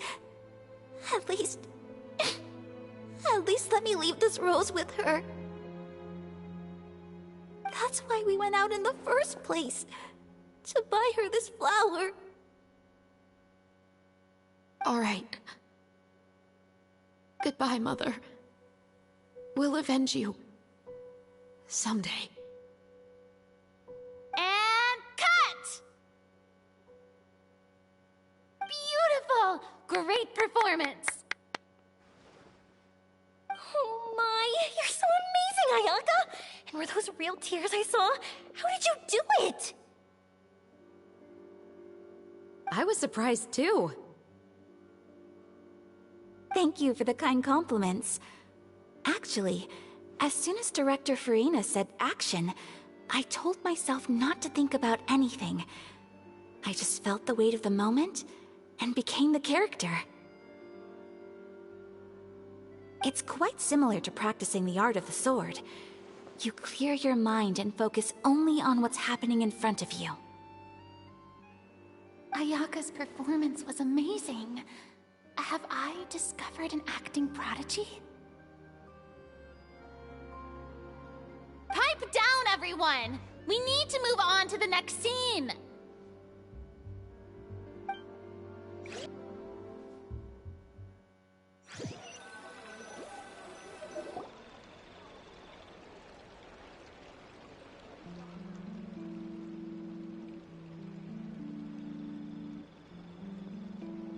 Huh? Are we done already? But Paimon wants to keep playing with the clapperboard.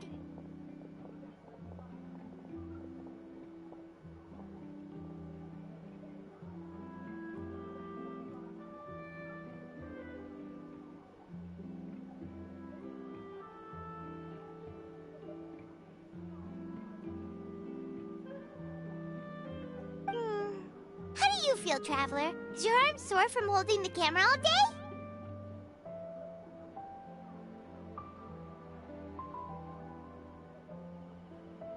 No, carry them. A little bit, but it was a lot of fun. Good work, you two. You too, Shivers. You were quite the actress today. I've read this novel many times before.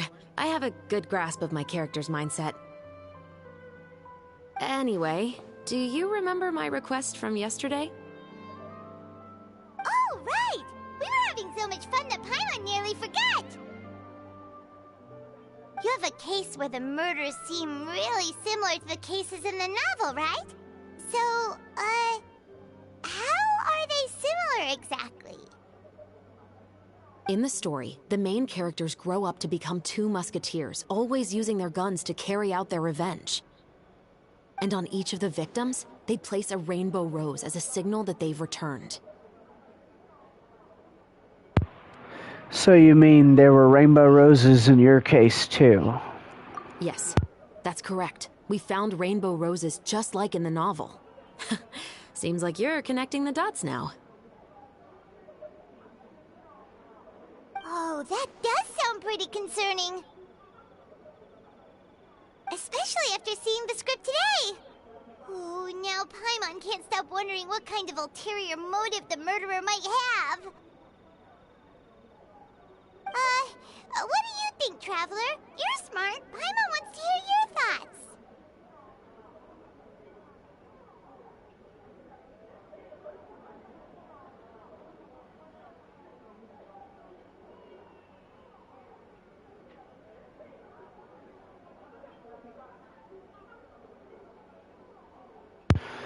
If we're only there to assist, then I think we can join the case. Good. On behalf of Fontaine's Special Security and Surveillance Patrol, thank you for your dedication to justice. There's no time to lose. We should start investigating right away. Follow me. Huh? Right now? But we just got done filming all day. Paimon's so tired. The most valuable intel always comes after nightfall. They are like small, remote islands in the middle of the sea. If you don't stay vigilant, you will pass right by them in the fog. That's how one of my favorite books always puts it, at least. So, where are we going right now?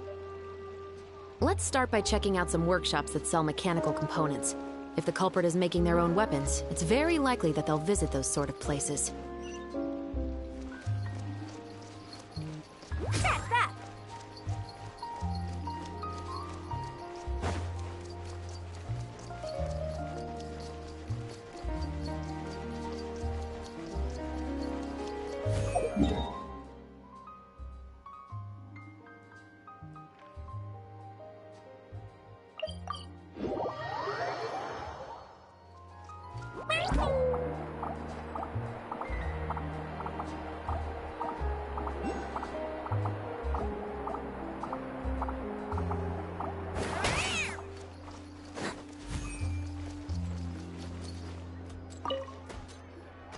Welcome to Le Show's Clockwork Workshop. How can I help you? Hello. I'd like to know if anyone has purchased some special components lately. Special components? Sorry, could you be more specific?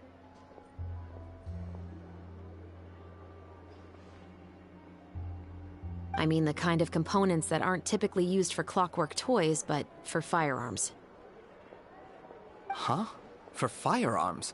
No, we don't sell those sort of things here. Don't misunderstand. I'm not here to cause any trouble. We are merely investigating a case, and we're hoping that you could cooperate. Well, to be completely honest, I'm not even sure what kind of components that would entail. Has anyone ever purchased components here as an individual rather than on behalf of an organization? We have a lot of customers who buy toys, but those who buy components are all regular customers who buy in bulk on behalf of their organization. Is that so? I understand.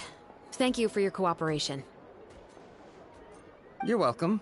It's the least I can do.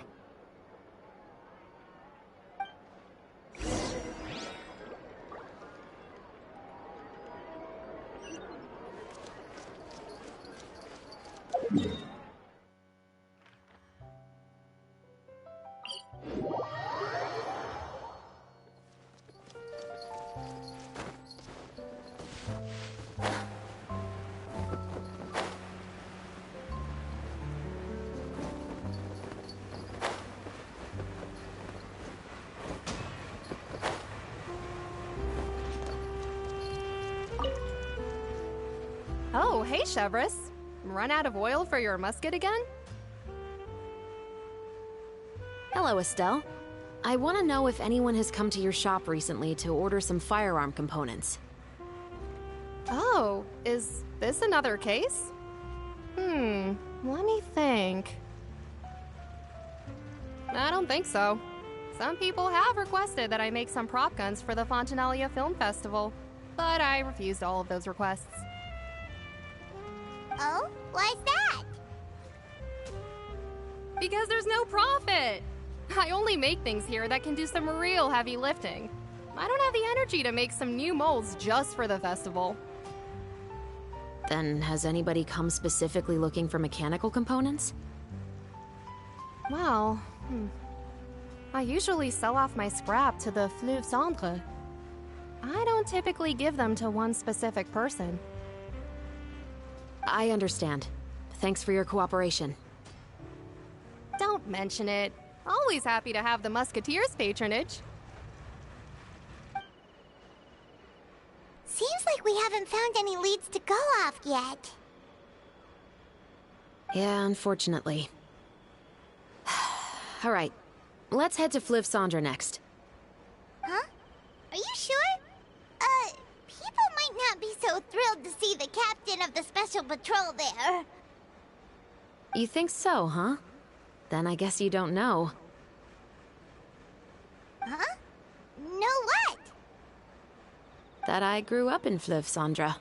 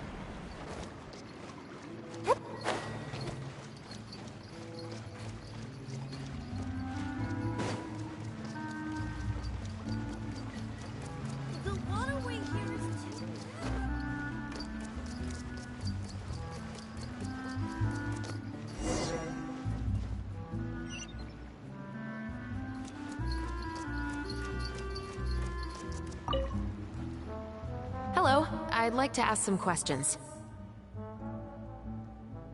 I don't know anything. Don't worry, I'm not here to arrest anybody. You say that now.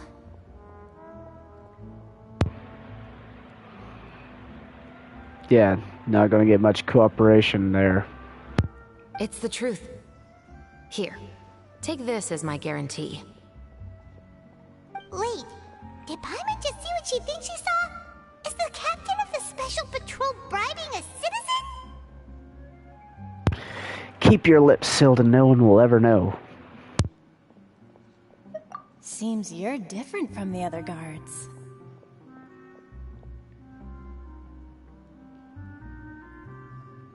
What do you want to know?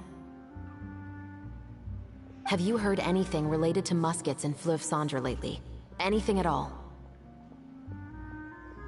Muskets, huh? All I know is that about 2 weeks ago, we started hearing some loud noises at night. So loud that it's been waking me up. Were they gunshots?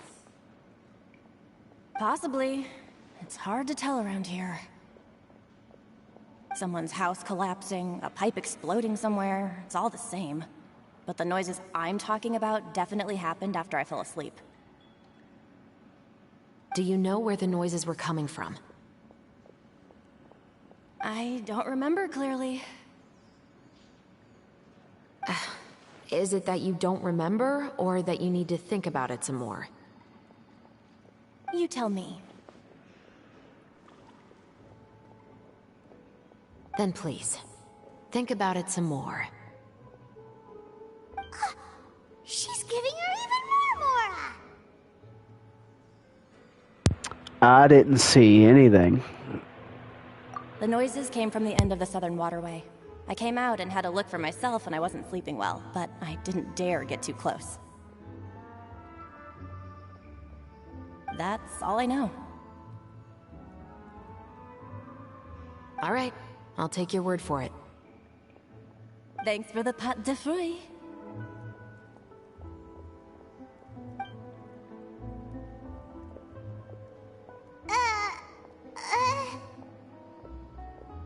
No need to be surprised. I grew up here, remember? I know how to get people around here to talk. What talk? Seems you catch on pretty quick. Indeed. Now then, let's keep going.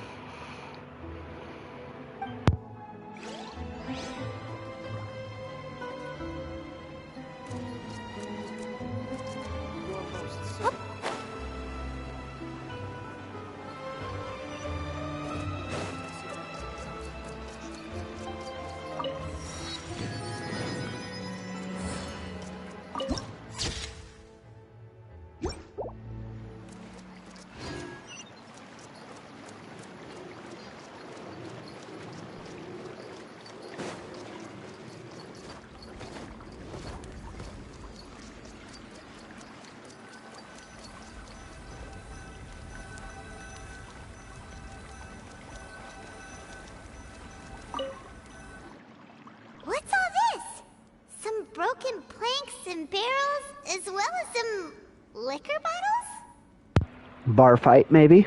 Yes, but have a closer look, Paimon. No. I see.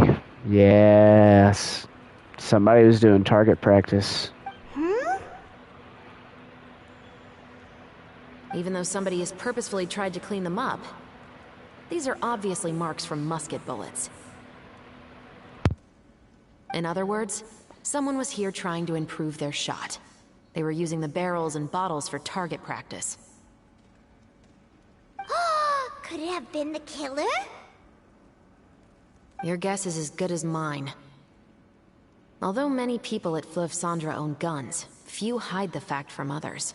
And even fewer would go to such lengths to hide markings from practice shots. Anyway, let's go. There might be more to this.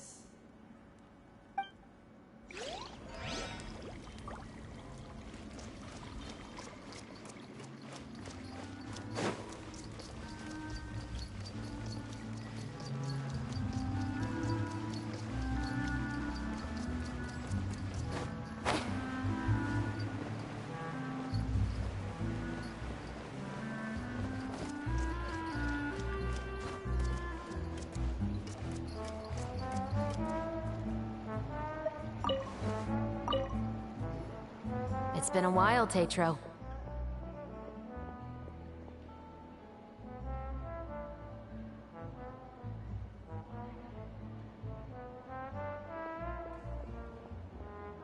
Please, just get on with your request. I want to know if you've heard anybody talking about muskets lately.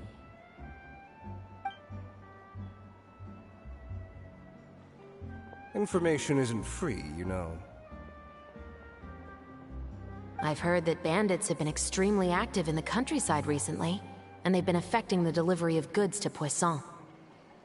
I can allocate some more manpower to help out with that problem. What do you say? You're still as helpful as ever. One of our men got drunk at dinner about a month ago and lost his gun.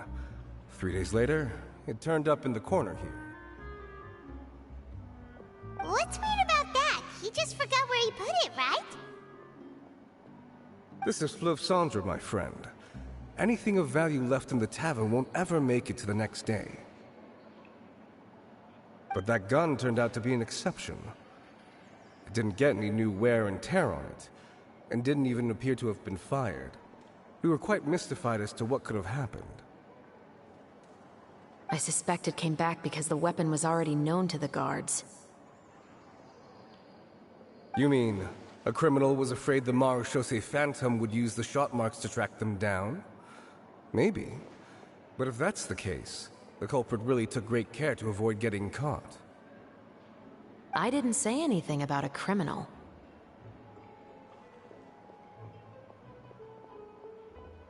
Uh-oh. He let some slip. In Fleuve Sandra, knowing who was killed is as easy as knowing what clothes you're wearing today. It's the guy living in the East Side, isn't it? I've never liked him. Every time he's here, he just orders a drink and sits there with a nasty look in his eyes. So, who was the one who lost the gun in the first place? Don't bother. Even if you ask, he wouldn't admit to owning a gun to some strangers. Not to mention the captain of the Special Security and Surveillance Patrol. He's right. I know you grew up here, Chevres. Even though you're on good terms with the Spina, you've still been gone too long. Not many people know you here now, and a lot of people don't like the Special Patrol. I know. So take my advice and don't show your face too much around here. It's for your own safety. I'll come and go as I please, and I'm afraid I'll be appearing more often due to my work.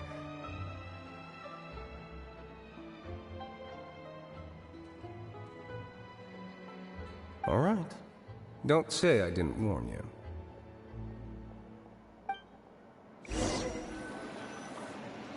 Seems like that's all we'll be able to uncover for today. Paimon feels like we managed to learn a lot more here than up on the surface. Yes. Assuming that everything we found is indeed connected to our suspect, then their timeline was probably something like this. A month ago, our suspect found a gun and took it home to disassemble it. Once he'd figured out its mechanics, he brought it back. In the following weeks, he used some parts to create his own makeshift musket, and took it to the Fleuve Sandra for target practice. Then, a few days ago, he found his target and carried out the murder. Once the deed was done, he left a rainbow rose on the body, just like the scene in the novel.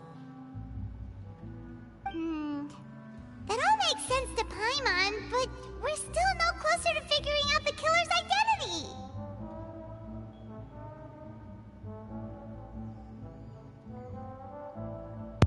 About the guy who died. The deceased was a resident of Fleuve Sandra. It's said that he was a poor, solitary man. But if we're following the novel, shouldn't the guy have been a nobleman?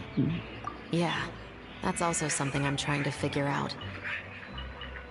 If we are indeed following the novel, and there's a story behind the murder, then this murder should be an act of vengeance. But according to our investigation, the deceased didn't have any enemies. He was no saint, but no one's heard of a rival who hated him enough to shoot him dead. Much less care to leave a rose on his body. What message is the killer trying to convey? And to whom exactly? Could they be the novelist? We've thoroughly investigated that possibility. He claims to have spent the whole day at the Opera House on the day of the murder, and the staff there have confirmed his account. Okay, so he has an alibi. Not only that, he lacks a credible motive as well. He has a family of his own, and both of his parents are still alive. I've looked into his records. He was adopted at the age of 6, and all the proper procedures were followed. There are also records of him at an orphanage before then. In the story, the mother of the 2 musketeers was murdered after the children turned 10.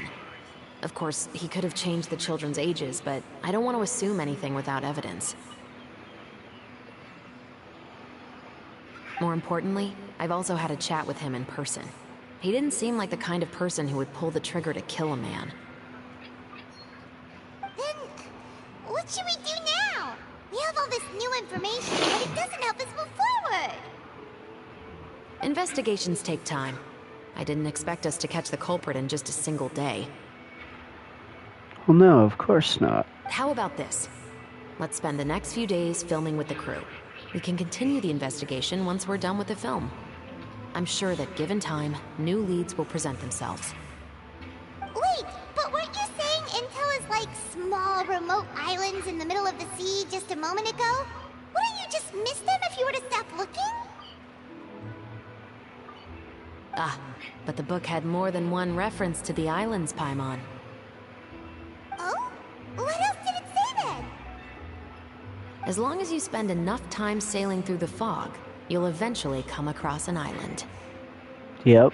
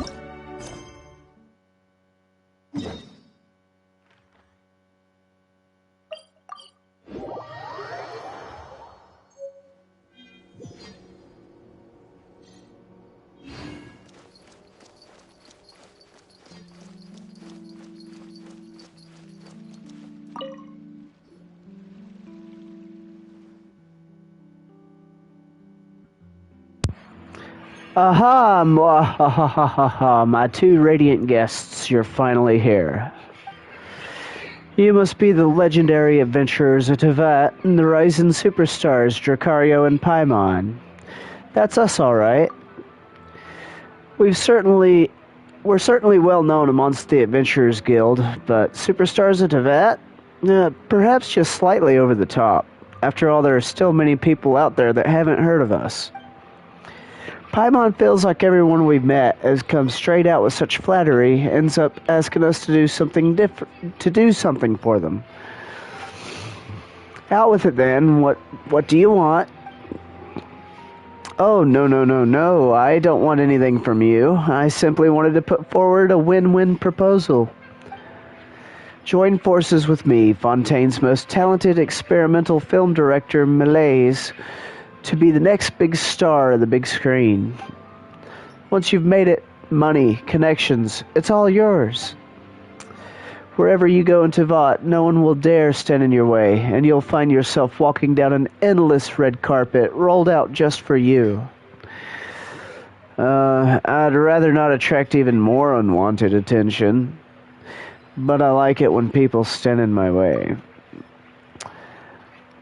But we don't even have much experience acting on camera. If it were true that we could get famous just by collaborating with you, then why aren't you already a super famous director, huh? And where are all the other stars that you've worked with? ...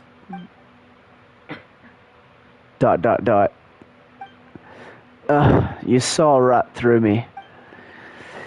If only someone would set up a special training school for actors. I need someone who not only knows how to fight, but also how to control their expressions and inject emotion into their lines. In short, I need someone who can do it all. But such genius simply doesn't exist. So far, I've only finished planning the regular acting parts of my avant-garde production. I haven't even started on the action scenes, let alone finished my first film. I'm worried that I'll have to resort to employing stunt doubles, so that's why you two are such a perfect candidates. Does stunt doubles mean what I think it does? You've hit the nail on the head. It's the perfect solution to having actors who can't fight. We are pretty good at fighting, but won't people be able to tell that we're not the same people just by looking at our faces? In theory, yes, but the action scenes are absolutely central to my experimental production. If you do a good enough job, pardon me, if you do a good enough job, I'll make the regular acting scenes into silhouette shots. There weren't even many lines to begin with. I'll make the other actors cake themselves in makeup and adjust their silhouettes so that they fit your profiles. With a bit of lighting magic, no one will even know the difference. In a way, the regular actors would actually be your doubles. Anyway, they aren't as well known as you two. I'll even pay you royalties. So basically, if we help you, we'll be handed the star and rolls on a plate, just like that. You'll also receive a large payment, and it'll do wonders for your reputation. Then it really does sound like it'll pay off. What do you say, Dracario? Well, why pass up such a juicy opportunity? Thank you so much for lending a hand. What a dream come true. Then without further ado, please head over to my experimental studio right away. There will be 4 fighting scenes in the film, each with a completely different ambience. Each scene will also have its very own special lighting. When the special lighting comes on, the action will intensify in line with the corresponding places in the script. With your experience, I'm sure you'll get the hang of it in no time. Once all the remaining scenes are filmed, we'll finally be able to wrap this up.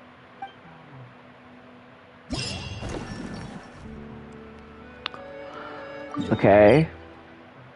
Well, I mean, I'm already there. Why did you kick me out?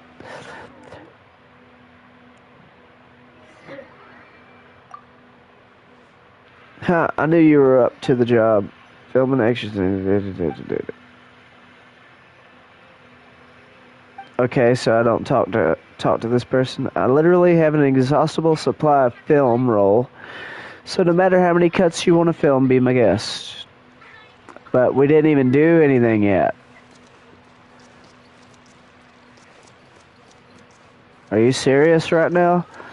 Okay, oh,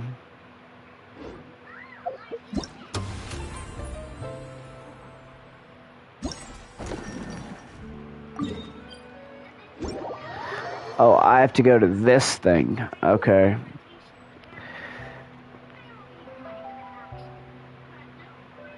Okay. Okay. Time to kill everything. Time to kill everything. Let's go. If you need help, ask me. Because I can pass. I can do Ooh, I get some trial characters. Well, I'm not going to really use these. Let's see, we have some hydro, electro. We got a little bit of everything going on out there.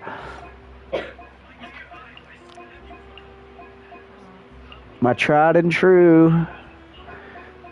I was about to say, where Farina? Give me my Farina.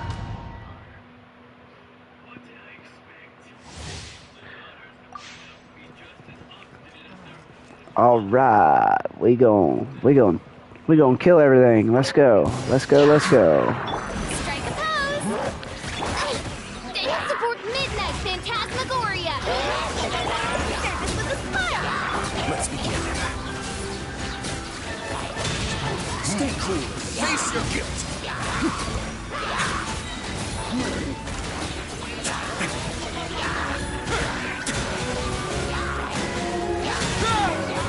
Shower me with praise! As you wish, main Fräulein. Red delivery! A moment, please.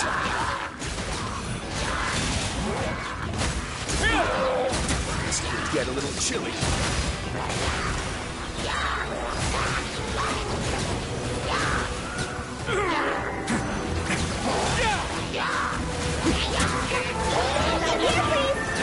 Midnight Phantasmagoria. Have a safe trip.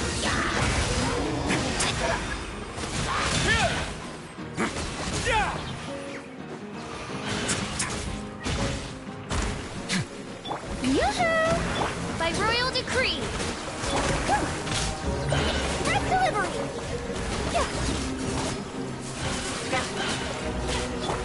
Away now.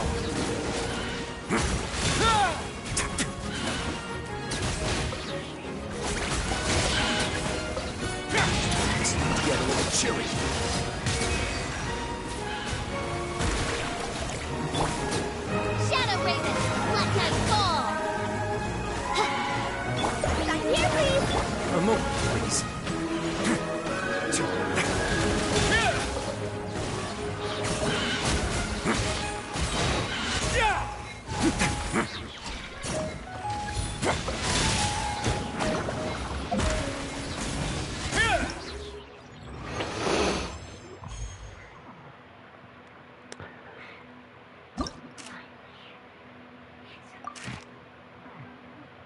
Dang it. I gotta get 4,000. I came close. Wait, what? Did I? Huh? I'm gonna get chill. Let's see. Huh? Let's try a different combo here. I wonder what happens if I use Kale this time instead. You made it. No, I'm retrying. I'm trying to get that 4,000. If you get it, I'm gonna make you so Shower me with praise! You don't have all the characters I have leveled up.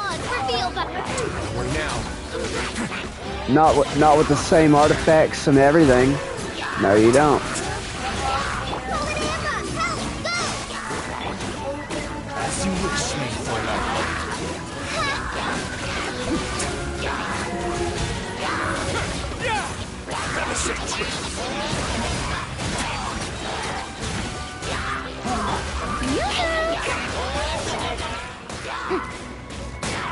Huh? Really? Y'all gonna knock me out of bounds? Just like we rehearsed. Shadow Raven, Black Knight Call. It's filming time again. Our schedule is jam-packed for the next couple of days too. We've got so many different locations and sets to cover. Anyway, let's head out and meet up with the others. I'm on hush right now.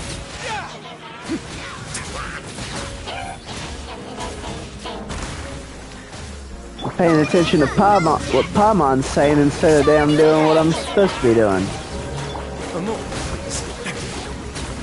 Stay cool. Face your guilt.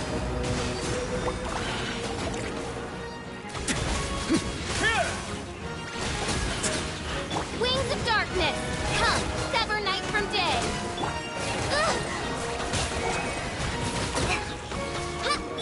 Strike a pose. Yeah, this is... Nah. My other team was doing better. Try this on for size.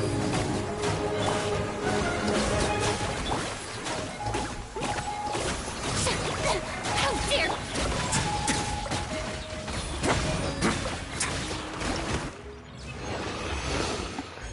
Yeah, no. Alright.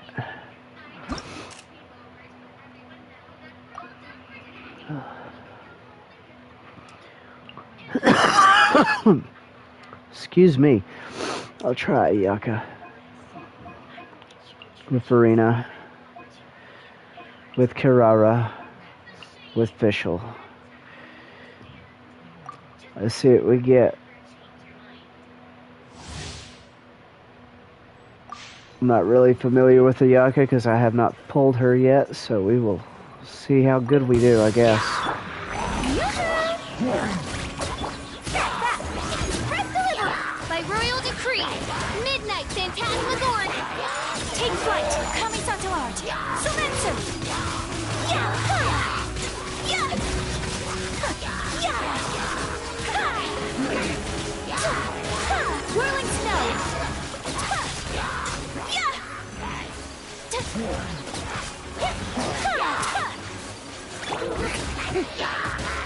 Service with a smile. Wings of Darkness, come, sever night from day. Embrace the ice!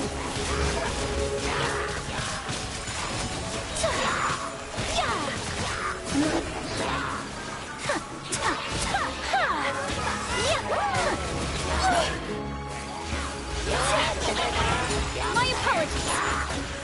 Strike a pose. Back here, please. Midnight Phantasmagoria.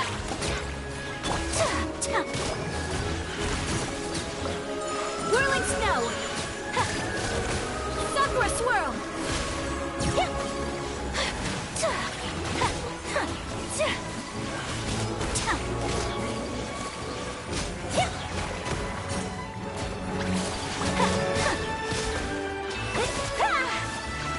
Time to shine.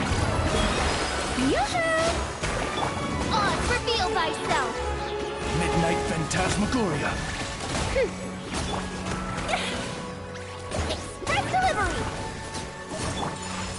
apologies. Embrace the ice. Yeah! Ha! Ta! Ta!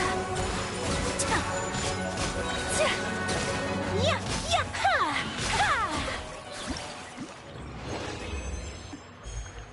Well, we'll try that again another time. Good.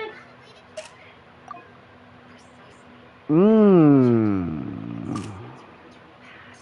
Mmm. It looks hard, but it's not. And you're supposed to use the straight. Hmm.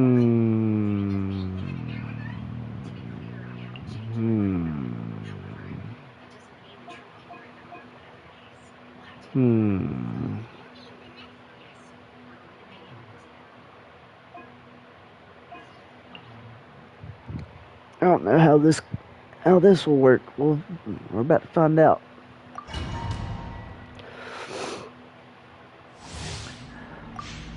See, I don't have her either. I'm gonna be torn when that banner comes up because it's gonna be her up against Raiden. What? Yep. Stabilize. This is order. Shower me with praise! Sign here, please! Here come the fireworks! Here come the fireworks.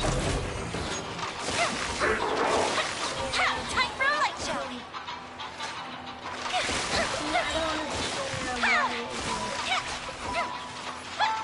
Man, she is tearing it up, bro.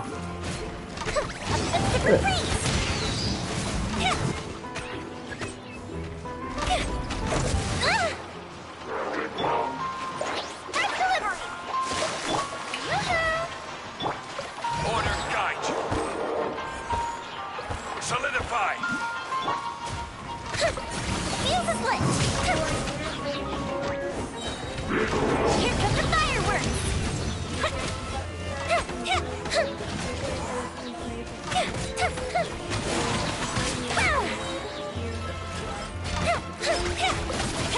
This is order.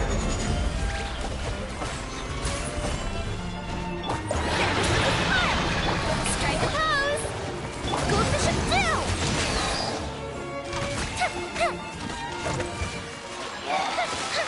Fire hazard!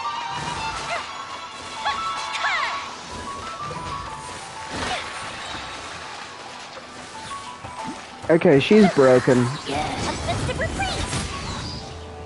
She's absolutely broken. Time for a light show!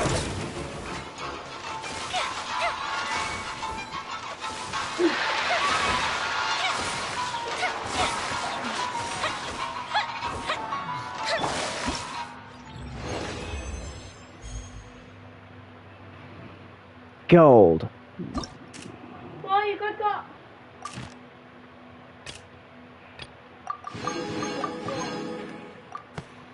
I've only gotten silver on the first stage.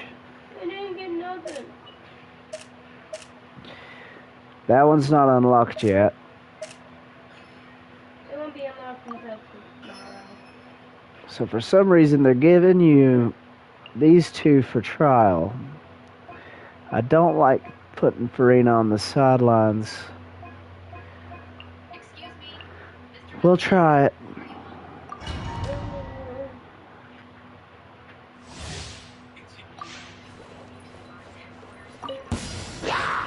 Let's dance! Oh! Red delivery! Wings of darkness! Come, sever night from... Take flight!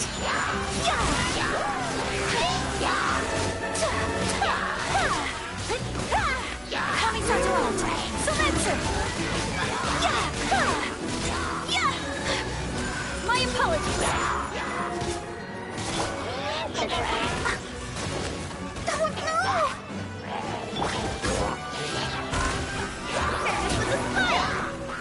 Shadow Raven, let night fall! I'll protect us. Take flight. Embrace the ice.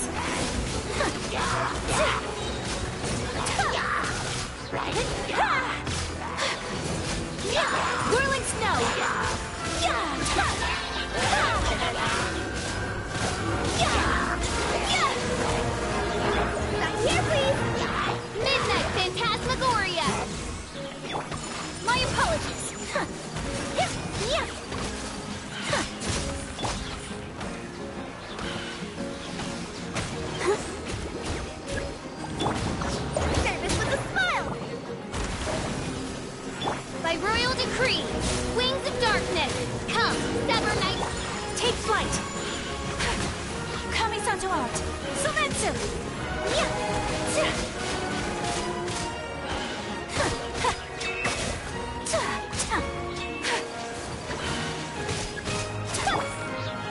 Ready, steady, go!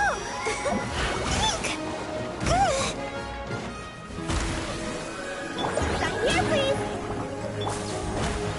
Oz, reveal thyself! Let's dance! Yeah, that's even worse.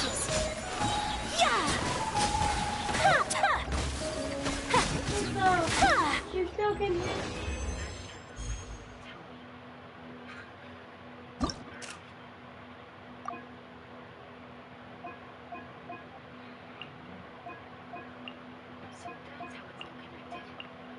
Try whose house? I'm going back to my dream team. Oh, that don't work. Try whose house? And water, because she hit.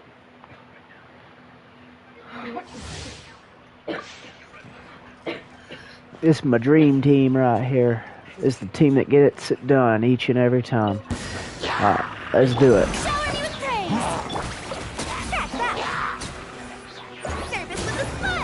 Midnight Phantasmagoria. Let's begin. It's get a little chilly.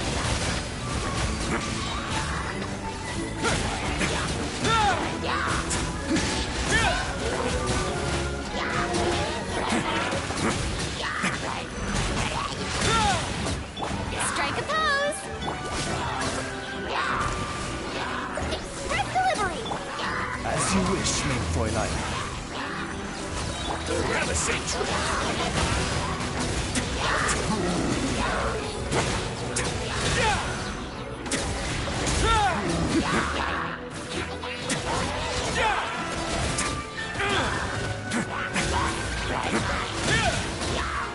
Shower me with praise! Stop that! If I'd stop getting stunned, I'd be fine. That's why I'm getting hung up. I'm getting stunned.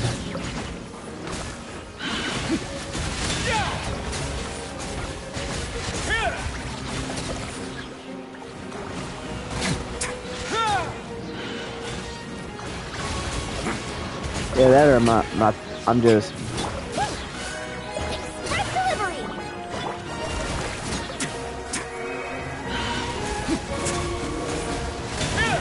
A moment, please. No.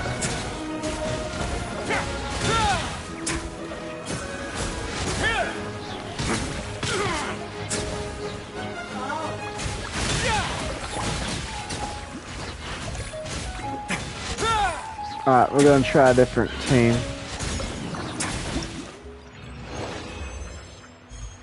I think you can have friends join you and help. Not on this. You sure? Yep. Alright, Tau.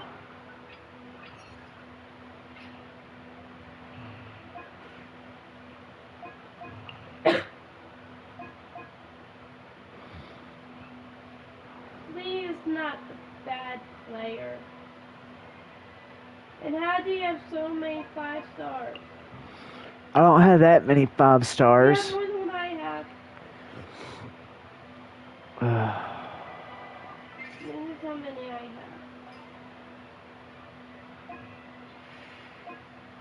I have 1, 2, 3, 4, 5, 6. You have 1, 2, 3.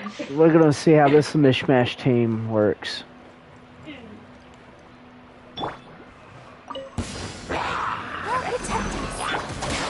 Looking for a fight? Right here, please!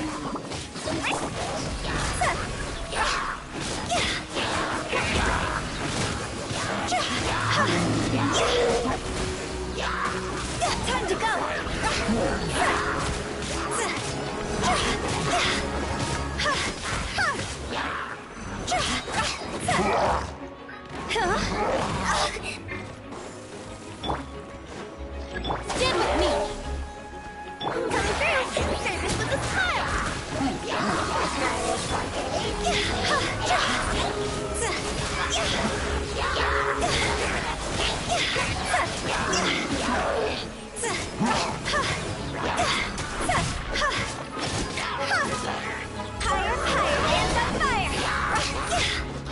Let's dance.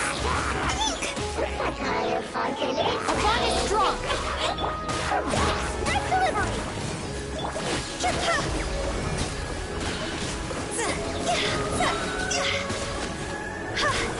No, this ain't working any better. Time to go. Go.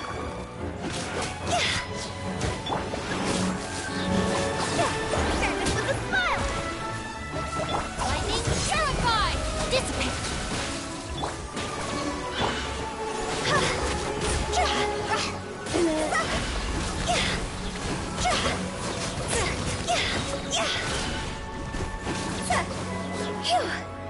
Toss over. Well, Terratot's about to come out. We're gonna see what she does.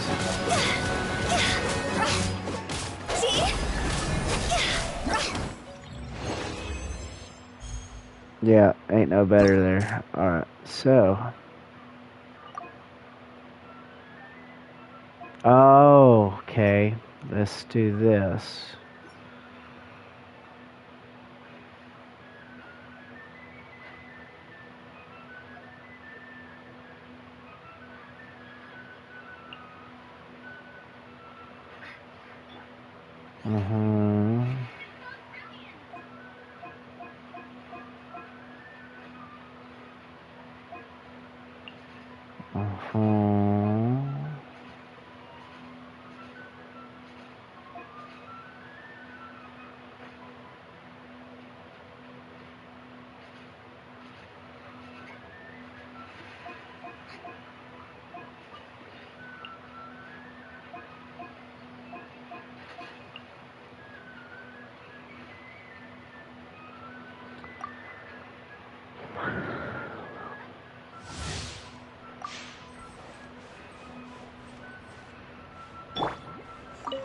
Let the show begin. Stand with me. Go in. Eat this.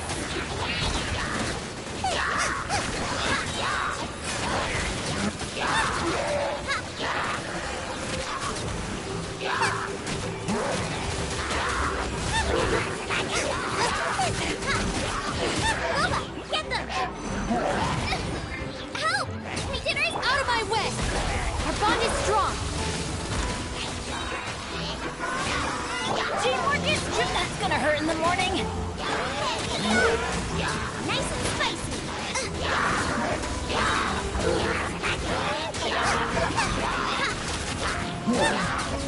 I'll protect us. I'll settle this.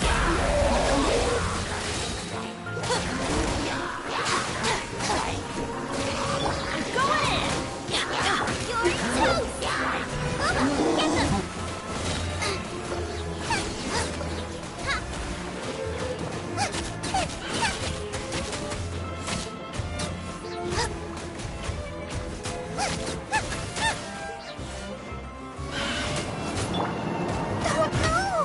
Let's dance. Dissipate. Lightning purified. Teamwork is dreamwork. Eat this.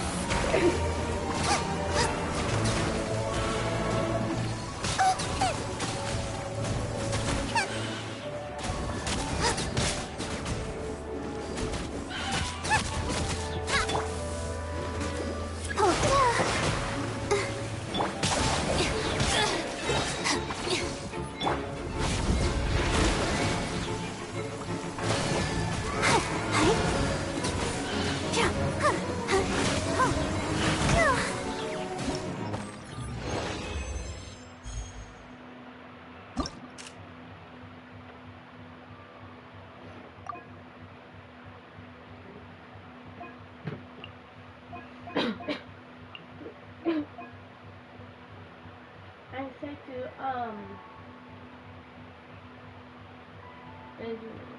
Will you let me think?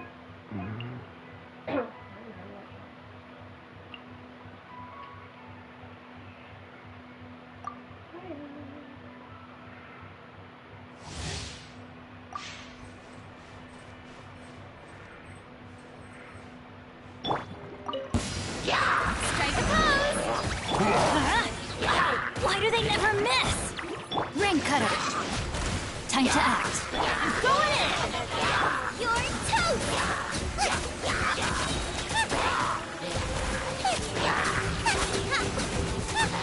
Nice and spicy!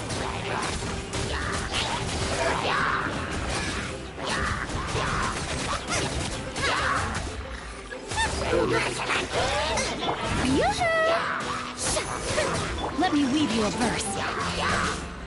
Everybody stand back! Uma, get them!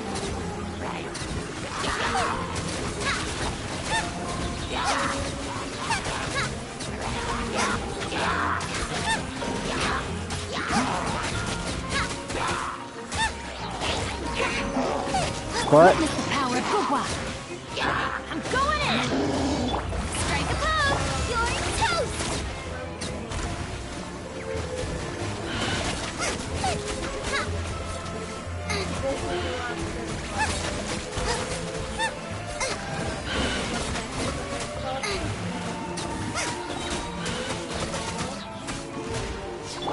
Not good.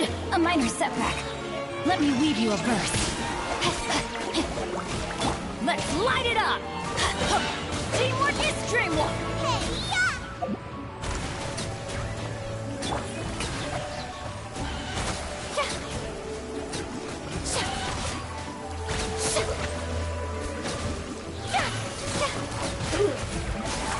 I'm just not hitting my rotations fast enough. That's what the problem is.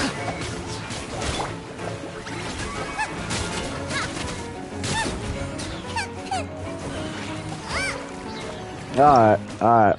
We'll call that one for now.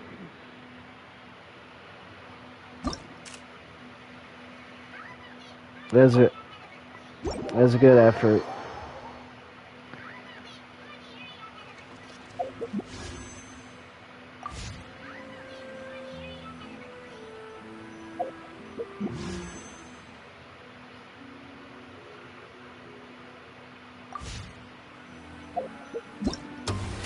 Alright, what other event do we have?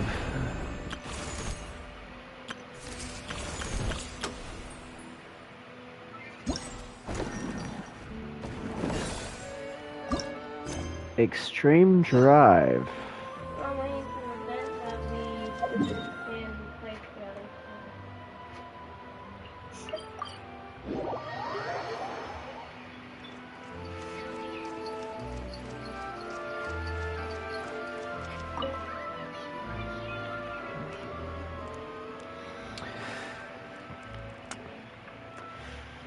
Fontinalia Film Festival. Great job. You really outdid yourself this time.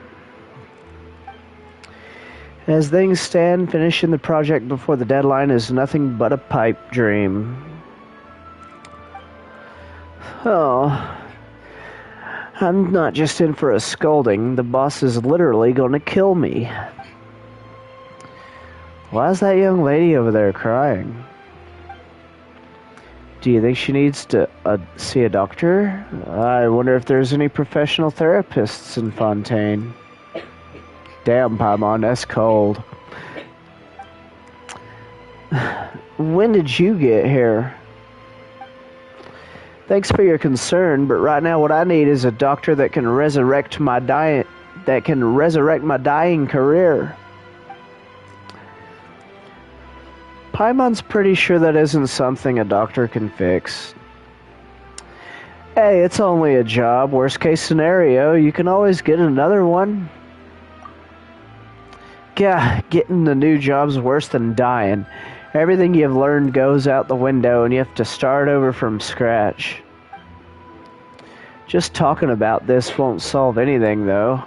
Why don't you tell us more about your problem? That might be a bit hard, considering it's a technical issue. Now, just how can I explain it? Well, first things first, my name's Helen, and I'm an engineer working for the Fontinalia Film Festival's equipment supplier. I'm mainly responsible for developing audiovisual equipment. To achieve a certain effect when filming, our client requested us to develop a kind of stabilization platform that can carry film cameras while moving at high speeds. These stabilization platforms also needed to be able to carry puppets that look like actors or model animals playing the part of groups in the background. That way, they'd be able to keep the cameras fixed on the actors while moving at high speeds, or save them from having to splash out the cash to hire hordes of extras. On top of that, they insisted that each platform had to be less than a third of the cost of a camera, and that its lifespan had to be at least 30 years. How is anyone that picky? Even for a master craftsman, producing something cheap but durable that works well is nigh on impossible. But I managed it. After all, the customer is always right.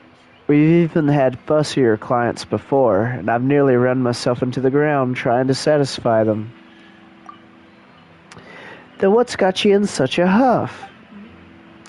The problem is I don't have anyone to test it. I've created the product, but unless I can get it tested, the project can't be considered complete. All the testers who have a basic grasp of mechanics or are physically fit enough have already been employed by the Fontanelia Film Festival for more important work. If the client receives a product that hasn't undergone proper testing, and it turns out there's something wrong with it, I'll have to cough up 10 times the original payment amount in compensation.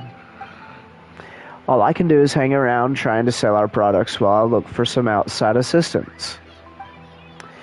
Even if it means I end up losing money on this contract in the end, so be it. After all, it was my boss that signed the agreement with the client, but I'll be the one on the hook if we have to compensate them 10 times the value of the contract. Well, we've come this far. Might as well tell us what the testing involves. That's right. As long as it's nothing too complex, perhaps we can handle some of the simpler stuff. It might not sound difficult, but it's harder than you think. To confirm how the stabilization platforms perform when running at extremely high speeds, I set them to avoid anyone who gets too close mode. The tester has to run after stabilization platforms within a specified area and chase as many platforms as possible into the target area as quickly as possible. For someone with poor stamina like me, chasing a stabilization platform more than a few steps is enough to make them collapse from exhaustion. Well, what's hard about that? Now that you've described it, Paimon's positive this will be a piece of cake.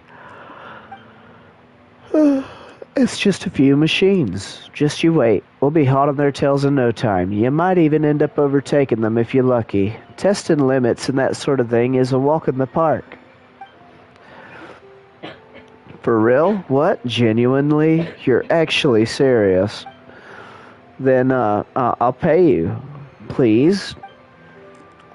The commission. We won't say no to that. But under the circumstances, if we accept too much of your money, our consciences wouldn't forgive us. Just pay us however much you'd usually pay your testers. Miracle workers, that's what you are. Not just doctors, but miracle workers, here to resurrect my dying career. The testing site is in an empty domain near the city. Well, I'll leave it to you two then. You have my undying gratitude. After this many years in the business, finally a bit of luck. The boss won't be killing me tomorrow after all. After you finish this job, maybe you should consider switching bosses.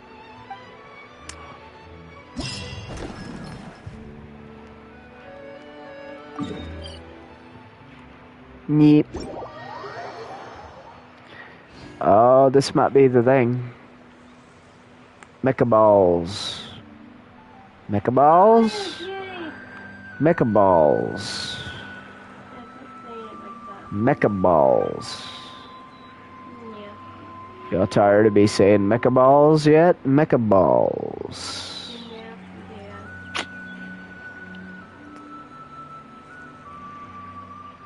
Okay, mecha balls. Stock balls. Glitz balls.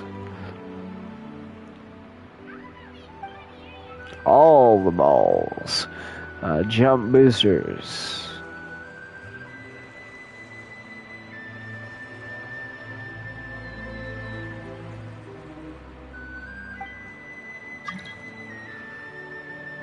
Who's that trying to join me? That is not you. Wonderful. I've landed the perfect job. You're the one who has to join me.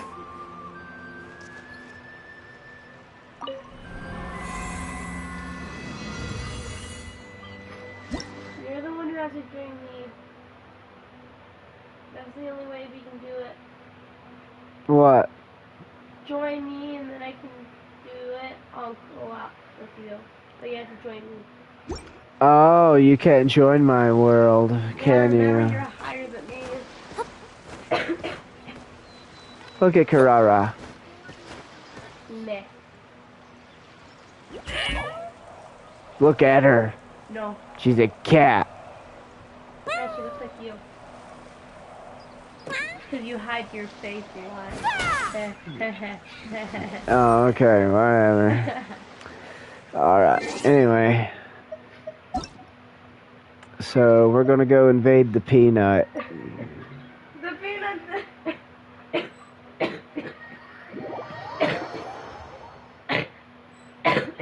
We're invading the peanut. Hello, the peanut. I'm dying.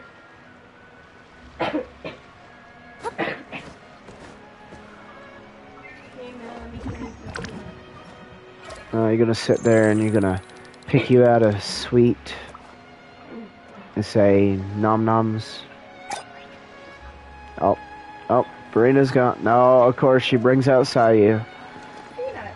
I'm changing Sayu's name to Peanut. I don't know if you can change Sayu's name. So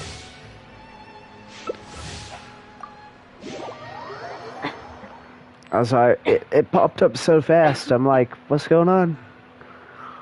Oh, I'm right. Are we playing against other players? Am I on your team? What's going on here? We can't choose teams, but I can help you win. Click. No. Click triangle. If you want to play as that character, click triangle. Triangle. Damn, you made us wait. Well, I don't know what I'm doing. I haven't done this yet. It's 5 maps. Okay, I have a green zone. Green zone is the color of the place. Sorry. Now, your job is to put all your balls in there. No. I'm helping you. Oh. I already got all of them. Now if I can do all of them. No, you want all the big ones. No, Dad.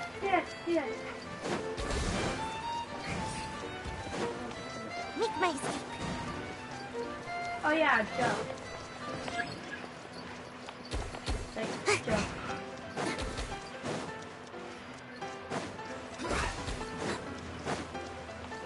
I'm trying to make you win. I'm doing right now. Push it in. No!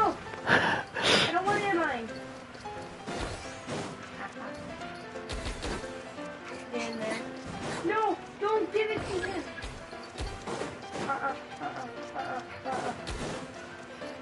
I'll put it in mine, don't get it. Get in there.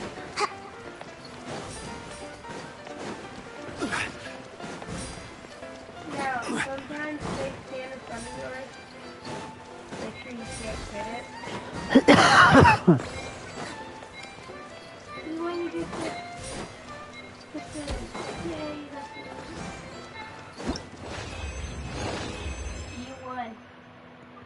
Why are there so many of you? Like, oh my gosh, why is there so many Risley's and there's just one Peanut? What? You should have said hi.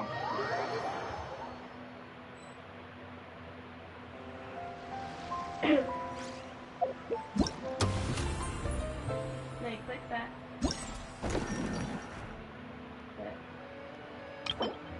And now you get those.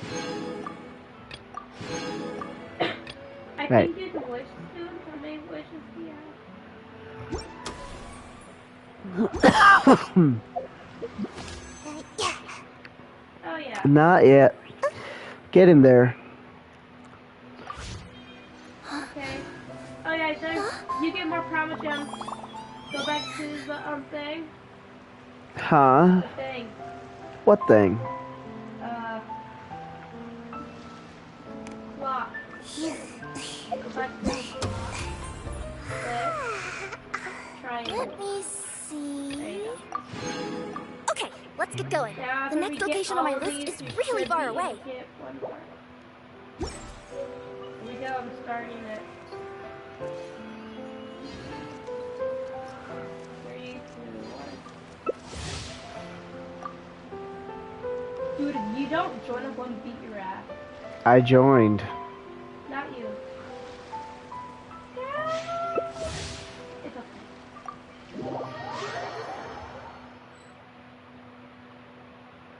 You're green team. We don't know yet. I know you're green team. We have a loading screen. That's what we have. Oh, I told you I knew you were green team. I'm red team again. You know what? I'm tired. Let's play my new character that I got. I wished yesterday and I got her. Mm-hmm. Still playing her. Hey, I'm mad. I'm jealous. They have 2 characters. They have a character that I want. I don't have sucrose. I want him. He's very cool. Oh, you talking about Xiao over there? Yeah, I'm gonna pull for Xiao when he's available again. Whenever that might be. 'Cause I played his story the other morning, and he's a boy. He can wipe some damn enemies out. I tell you what. Wait, am I playing so cool? I don't know who this is. Damn it. Why is the ball running away from you? Why is all the balls right in front of mine?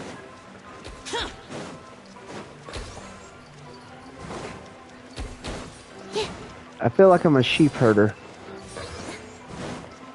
You aren't that, you chasing out the ball. They don't have a dog character, you realize that? Yeah, they do. Goro. Goro. Yep, Goro. He's a dog boy. You don't remember him from the Inazuma storyline? He's the captain of Kokomi's army.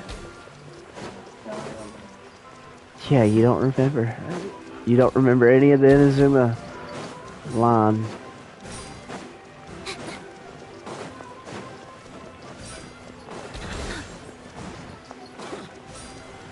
Yeah, there's a lot of balls in front of mine that I'm not playing.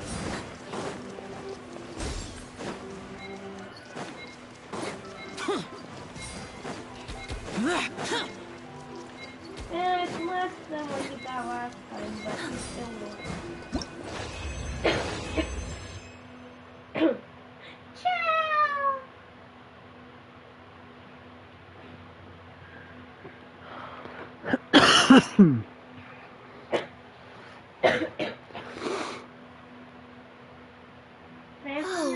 The scenery here is wonderful. Yeah. Give me a second. Man, I have to stretch my arm out just to get the darn thing. You gonna wait. Like how flexible my computer is. It's just complicated. Well, no, I've been on stream this whole time and I haven't drunk anything. You son of a gun. I can't open it. Gotta open it. Let me see. Okay, let's get going. The next location on my list is really far away. One more. Bye. What do you mean, one more? Go back to it.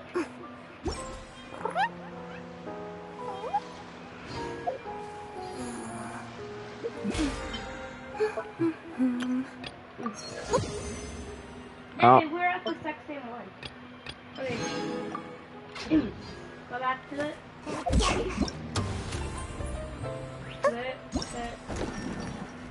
Click the up one. What, the triangle? Now look, total score. Uh-huh. You have to hit 300, so this should be the what's last inside this one. package. Tomorrow it's going upgrade. No. No peeking at my customers' stuff. And then 2 days from now. Oh, so you're telling me that some of these are locked out? For right now, until everything else go down. But, well, you have not done that one yet. Well, no, I can't do that in co-op. Okay, my fault. Go back. Oh my goodness. You know, you're making this stream a little convoluted now. I'm sorry, but okay, go do a different one that you unlocked already. Go up. Good. Cannot while in co-op. So you can't click the rewards down. Maybe I should do that for tomorrow, and then 2 days. Okay, let's get going. From The next now, location on my list is really far away. 2 days from now. Okay.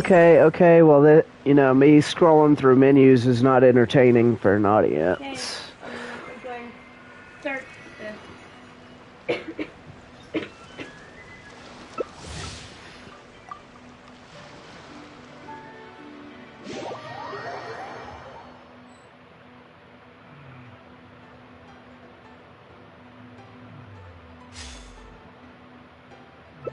I'm always green, huh?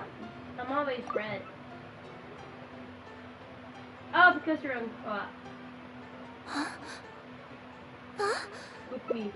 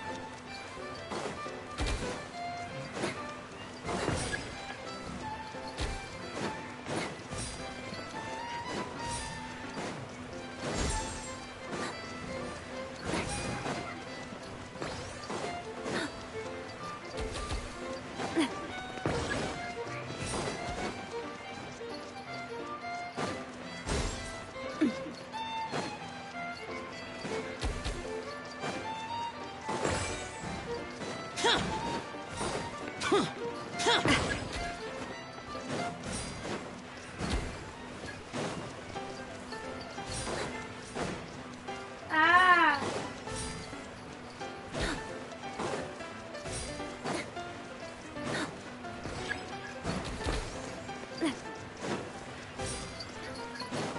Oh, you can't do. Why'd you turn that way?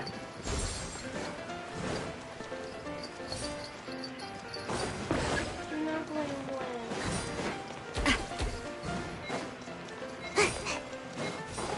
What's the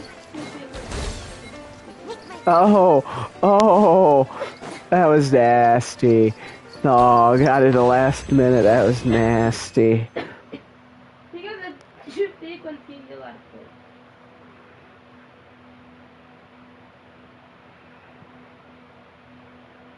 And that gives you all that you're done.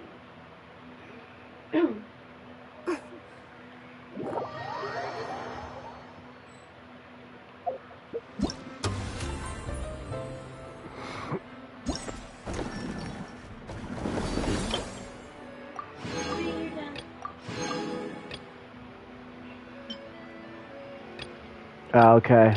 That's the limit, because if you... I see. I seen it. I see it. Okay. But later on, if you ever... I understand.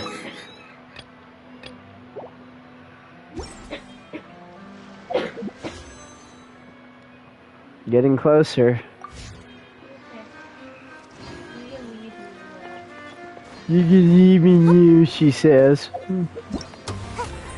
Did you already do your dailies and all that? Nee. Oh, okay. The reason why I did all my days is I did a story class. Oh, okay. I fell. Well, you weren't supposed to do that. I'm in the water. I don't know where you are. Looks like you're down there somewhere. Hi, you want to jump down? The water's nice. Nah.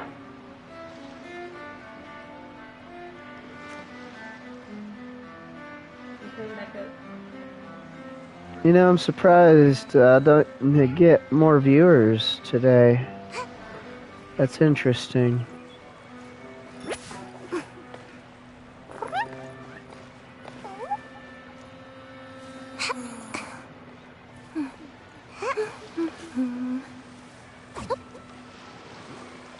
Oh.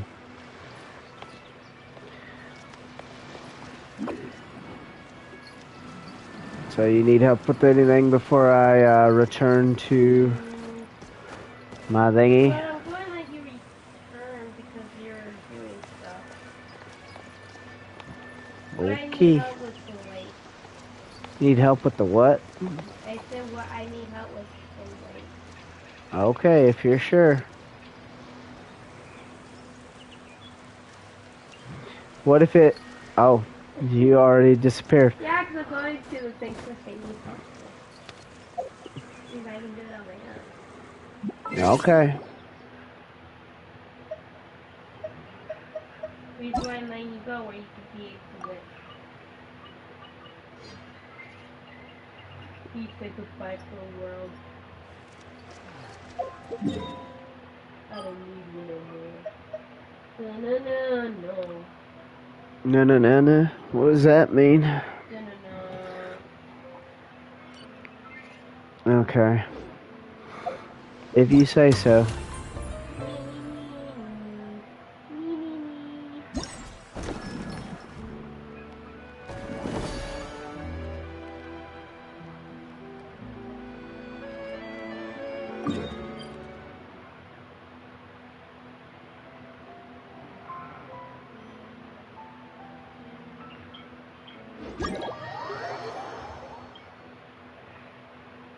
Oh, you're going to my teapot?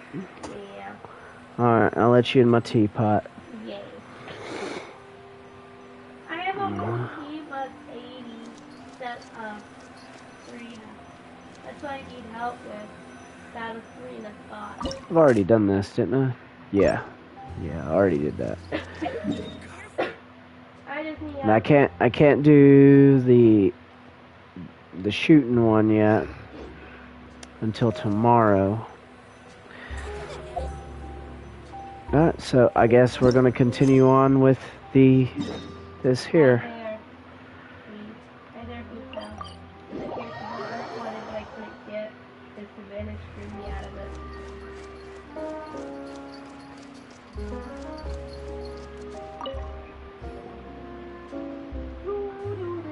Great day, isn't it?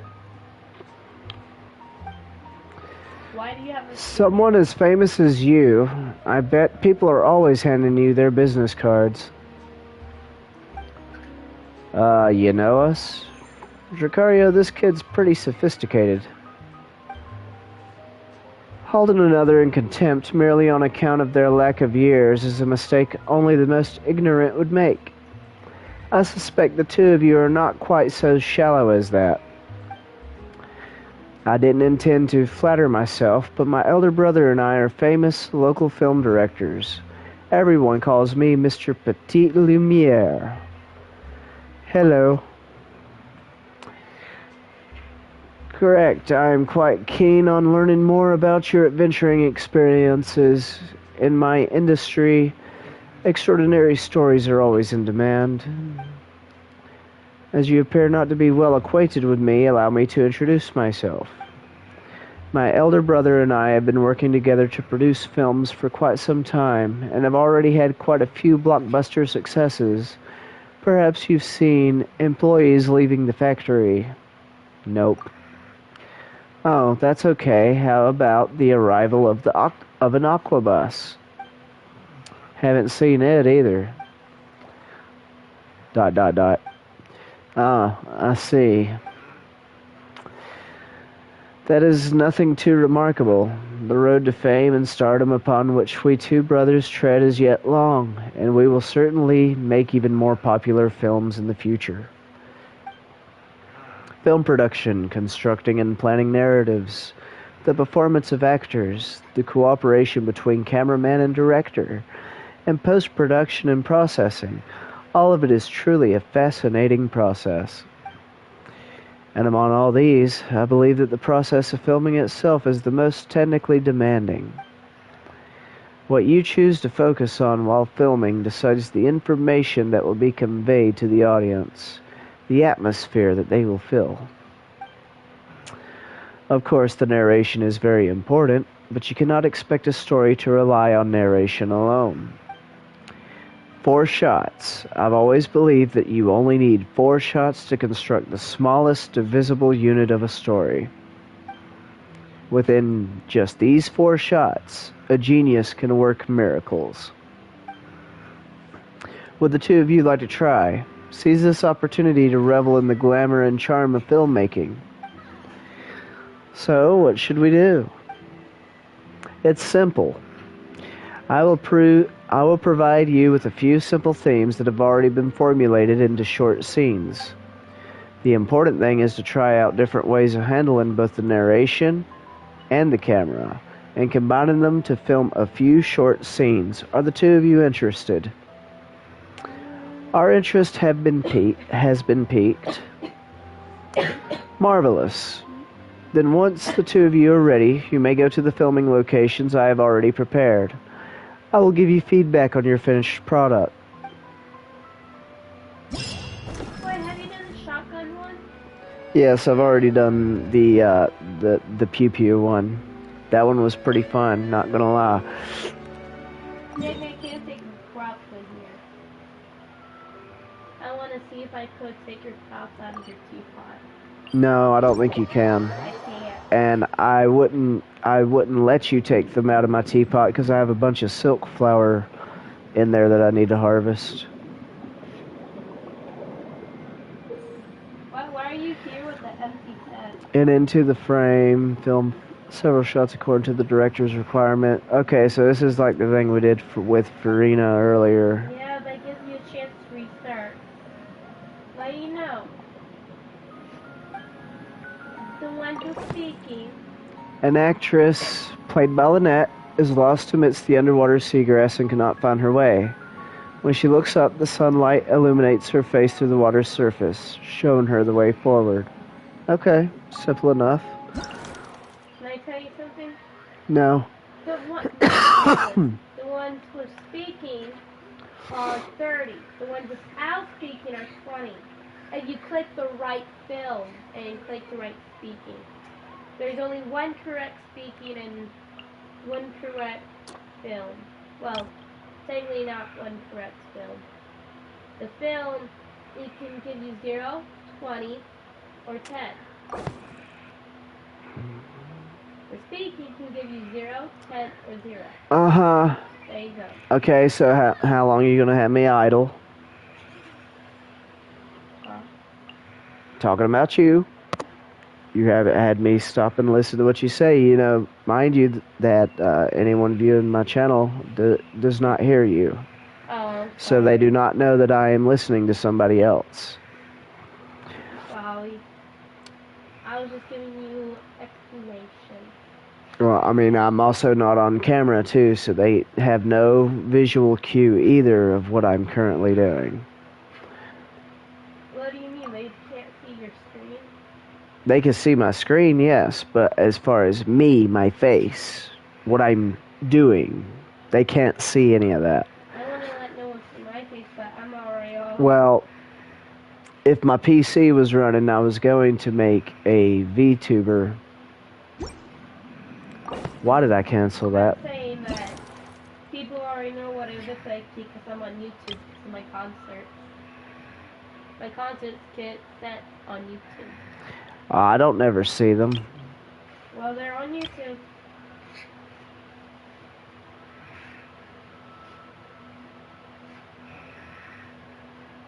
So search up the place that I perform in and stuff, and then it gives you the... You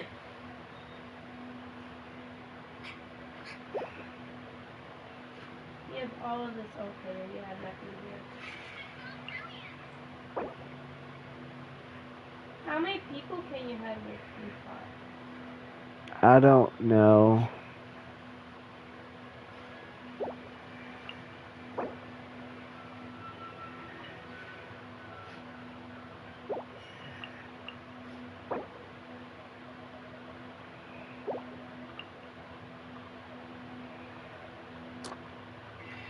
Maybe that one? You have a bird.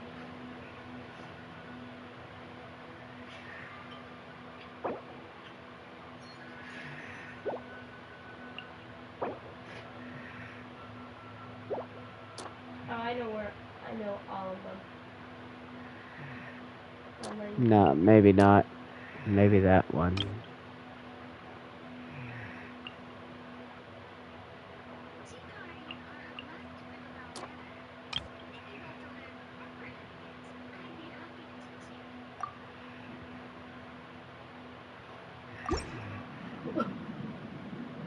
Let's see how well we did. You got that one wrong.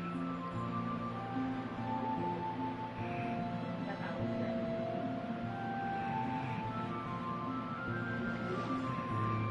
That one wrong. You got that one also. I don't know about the other one. 2, 10. Let's try again. Okay. So that one was not what they were looking for, because that was only a plus 10. Okay. So let's try this one. Check the speaking. Yeah,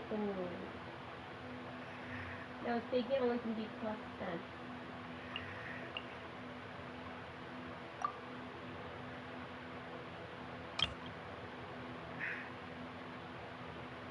That one right. You got that one wrong. Okay, and you got that all correct.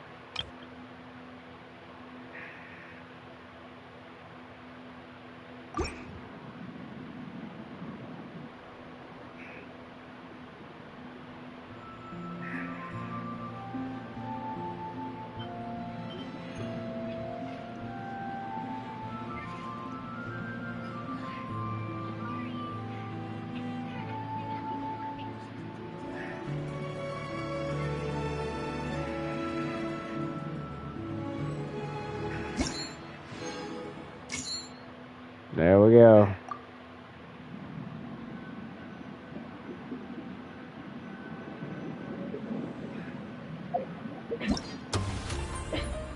It's in a different spot every time.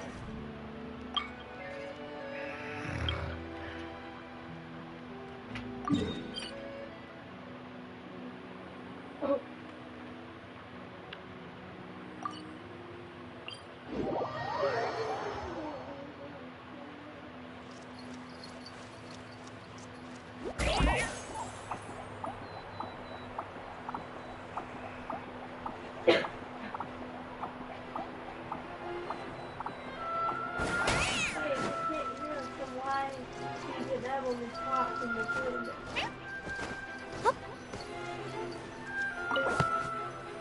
Under the sweltering sun, the protagonist, played by Navia, is waiting to meet with her friend, played by Paimon.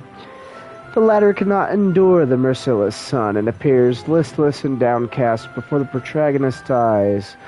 The protagonist's takes out the umbrella and sunglasses she prepared, indicating to her friend to take shelter from the sun together. Let's start shooting. Highlight the oppressively sunny weather. Nah. Nah. Maybe? There's no narration here. Film the actress, waiting and show the actress.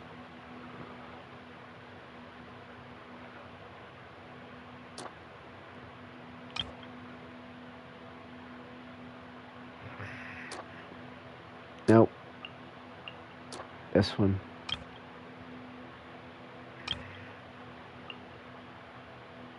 I want to eat Hotel de Bort's macarons so bad. Well, actually, I can't say anything.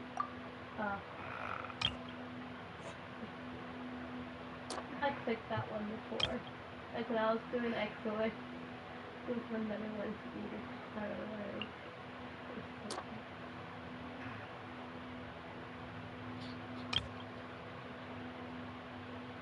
Come on, let's go get to the top. Let's see what we get.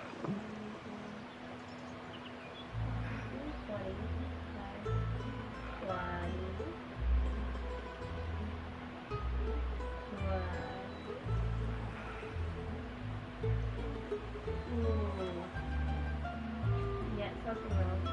Oh, you only got one wrong.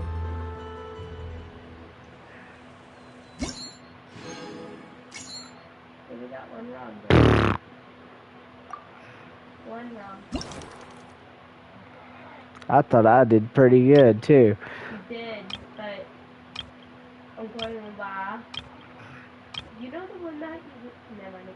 It's the narration. It's the narration. That's the only thing I screwed up was the narration. Yeah. Well, what happens if the narration's wrong?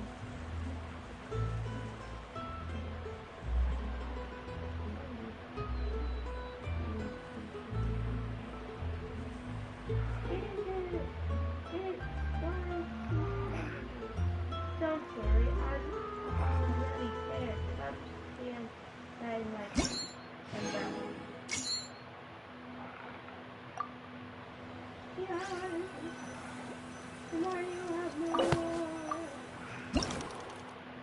I did that for a reason. It's just an easier way to get over here.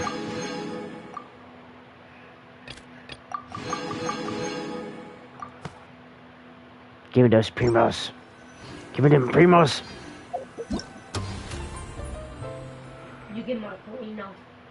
Burritos? I said burritos. Primos. Wait, you have it all like free. You only need 2 more? What? Oh, so close. So close. So close. So close. So close. Huh? I think I already have. Yeah, I'm pretty sure I already have. Oh, I don't think I turned mine in. Oh. I'll do it later. Ad Astra Abyssa. Yeah, I already turned them in. Statue 7? Statue 7. Get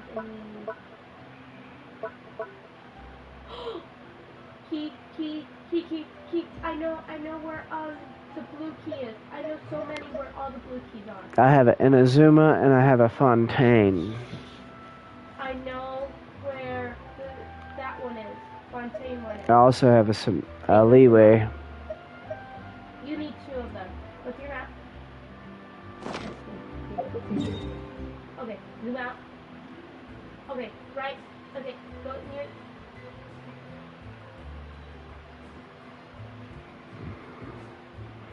There's one right there. There's one right there. And there's one right there. There's one right where? Here. Alright. We're gonna find out, I guess. Or it's the other map. I'm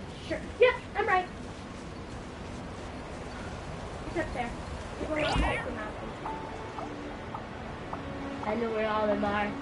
I explored Fontaine fully, so I did all of them already. And so I know where all of them are. I went a little bit crazy. Fontaine. There it is. I know where all of them are.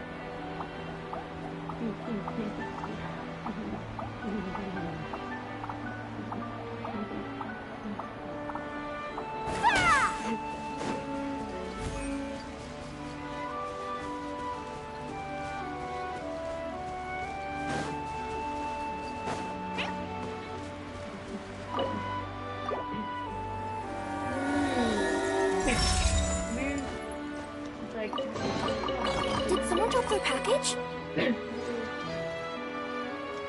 Oh, wait, go back to your bag.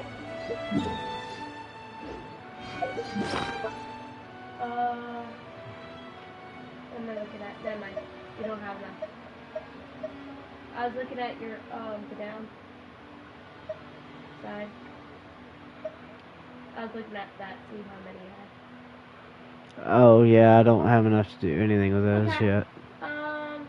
In Mazuna, I know where two are.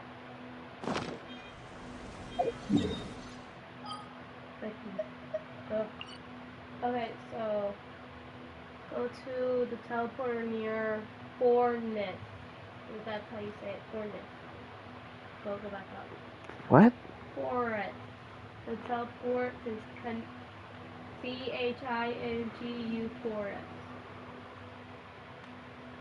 How do you know I don't already have that one done already? I don't know. I know there's one in here. Go walk up there.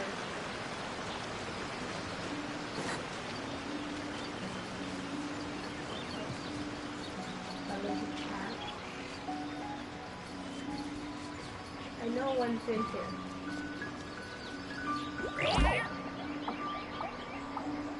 No, there's one in here. Right now. Are you here to play with me?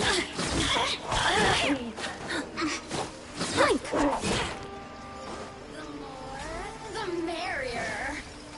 Shower me with praise. Let me amuse myself a little.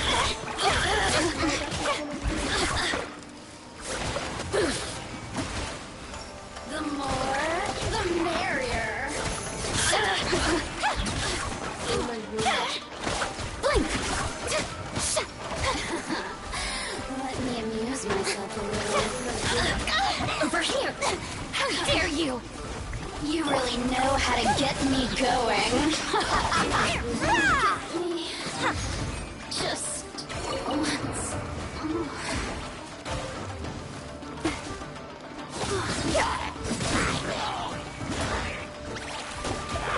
Coming through!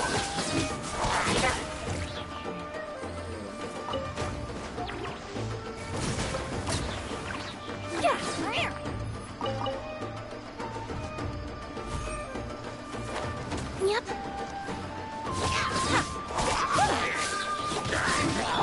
My way now.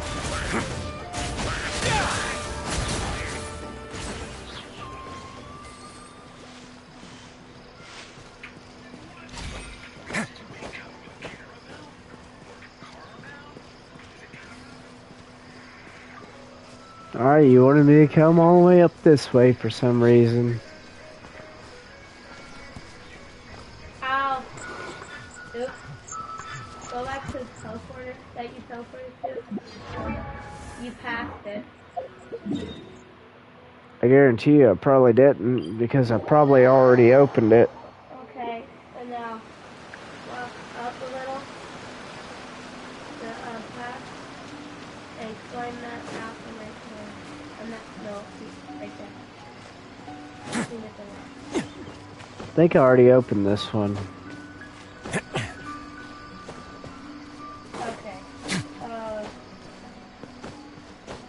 Yep, it's already open. Okay, and now I know where the other one is. You have to walk in water. go up, teleport to that waypoint. No, Dan. It's right here. That's where it is. So you have to walk in the water, teleport there, and walk in the water to get to it. I once considered keeping some pets in my office, but soon gave up on the idea. It's just not... What are you going to do things about? What's up?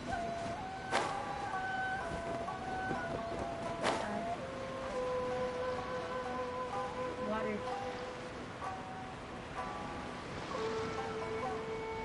You sure it's over here before I sit here and waste time to do this? I know there's one over there. Why you don't want to... The show begins! This direction? I think you're further on that. See those curves? It's on either that island or that island. I know it's on one of the islands. May I present? Oh, we could do that. I'm going to...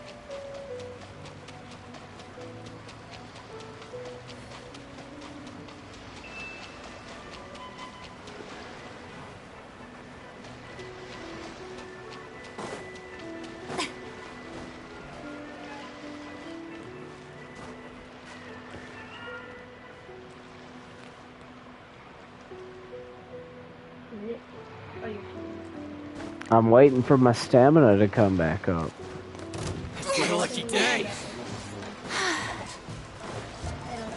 You opened. Oh, you're... I told you, I've already been exploring a lot of Inazuma. So now... Yep. I have another one. Strike a pose! That's that! Press delivery! How's this? Finally,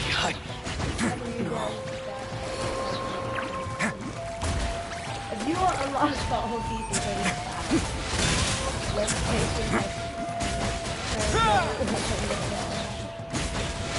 While I'm out here, I might as well get this chest. You wait to this.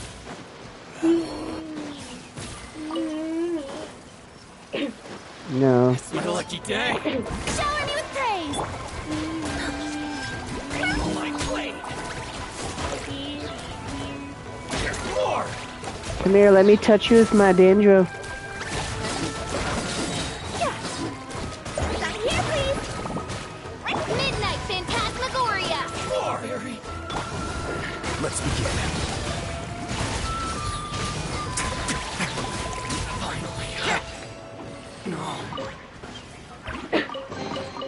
All unclaimed articles should be turned in.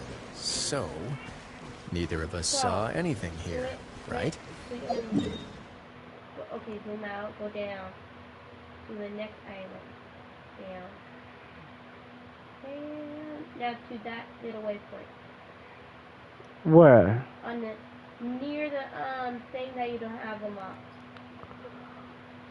The battle-y thing you don't have unlocked. What, that?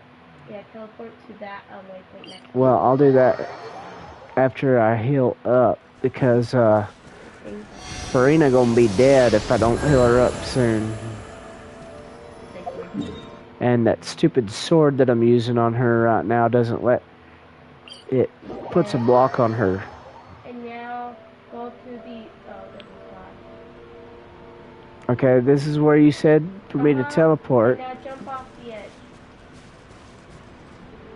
On this. Yep, right there. Yep, there it is. Did that thing just unlock when I jumped off? Dad, don't worry about that. It's a trick. It unlocks when you're not near it, but when you go near it, it locks back up. Oh, okay. I don't know how Mama got it. I can't get it on mine. Oh, there is something that I need you to do on your own. I need to figure out which one it is. I'd take it if I were you. But I'm sure it'll come in handy. There's a, you know what? teleporter that you're at right now. Teleport to that thing. Now walk to the thing that you don't have unlocked. I can get into it. It's inside the wall. What are we talking about? The thing, the thing that you don't have unlocked, go to it. Why am I worried about a domain right now? Because it's inside a wall and it's cool how you get to it. You have to have a tiny person.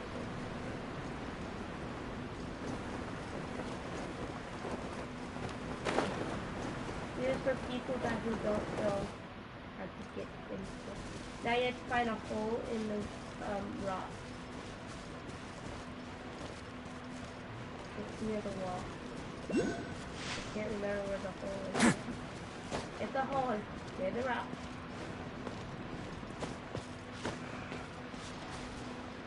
Okay, it's not up. Quality content here, bro. Right there. Okay. Tiny. You need a tiny person.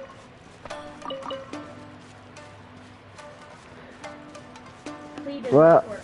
Well, I cannot change anything right now because I have these stupid flying bugs. Oh, Clee does not work. She's too tall.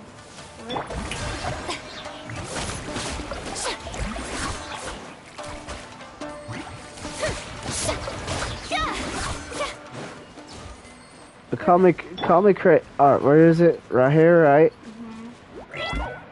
No, you can't do that. You have to get that. Oh, you had already tried?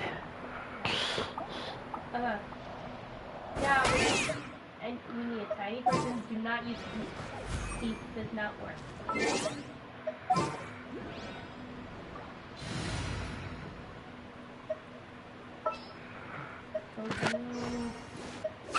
My favorite character that I use all the time, or her. The hunt begins. So, you go on the edge, climb on the wall next, right there, into it, try to climb. You have to climb on the wall and use your butt inside, and then quickly change to right, and you get our edge. Keep going. Okay, now. It doesn't matter, you have to get pushed out. Now fall down. Oh. Yeah, this does not work. It does. It does. You have to go far enough and then you fall down. There's going to be a place where you become lively. Okay. Okay, then do a different shorty. Because I guess she don't work with it either. It works. It works.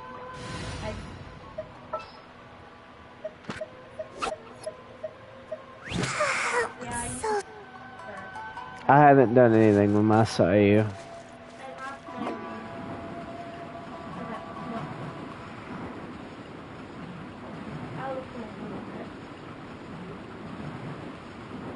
I'm out of here. Okay. Walk like that, okay. Draw yourself in. Okay. Now you're on that wall. Hopefully it works. The thing is the camera. And then you have to do that. And then you quickly change to right.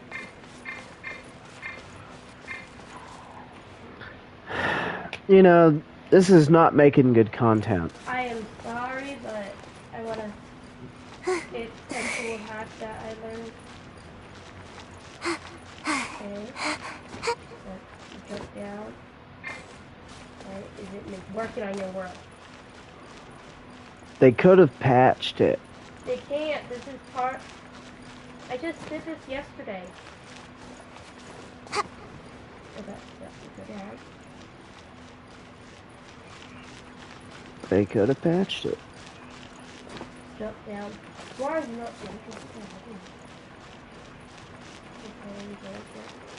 jump down. Click. Run. Click. Make my escape. I know this works. There.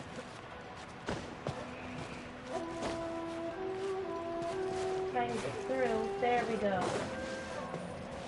Why do you even have to go through all that just to get because there? There's no entrance. So that's how everybody gets to it? Yes. That's why I decided to do it, because you're doing a live stream to show everyone how to get to it. That's the only way. Because you're on live stream, you're like, oh, might as well do this. Show everyone how to do it. Well, I've only got one viewer right now, and they're not saying much of anything, so... Really, it's just one person? Just one person. Well, it's something that you... So, I appreciate that one person. Well, now that one person knows how to get to that one, because if you try... now you can't get out. Now you have to tell people to get out. I can't believe they would purposely do this, though, and not have another way in here. Keep people looking around. That's the way that we only knew, because there's nowhere else. Oh yeah, there's a star. Well, yeah, I might want that. But there's no way else to get in. Definitely want that. Come here. Well, I'll take you. Well, there's nowhere else to get in there. That is nuts. Why would they do that? I don't know, but I figured it out. Oh yeah, the other one that you don't want to look in Inazuma? Yeah. I know how to do that. It's just you have to do a full quest. Yeah, I'm not doing a full quest right now. Yeah, you don't wanna. Oh yeah, there's the other part of the story thing out that you can do later. Well, we're about to go see if we can get Miss Navia. Oh?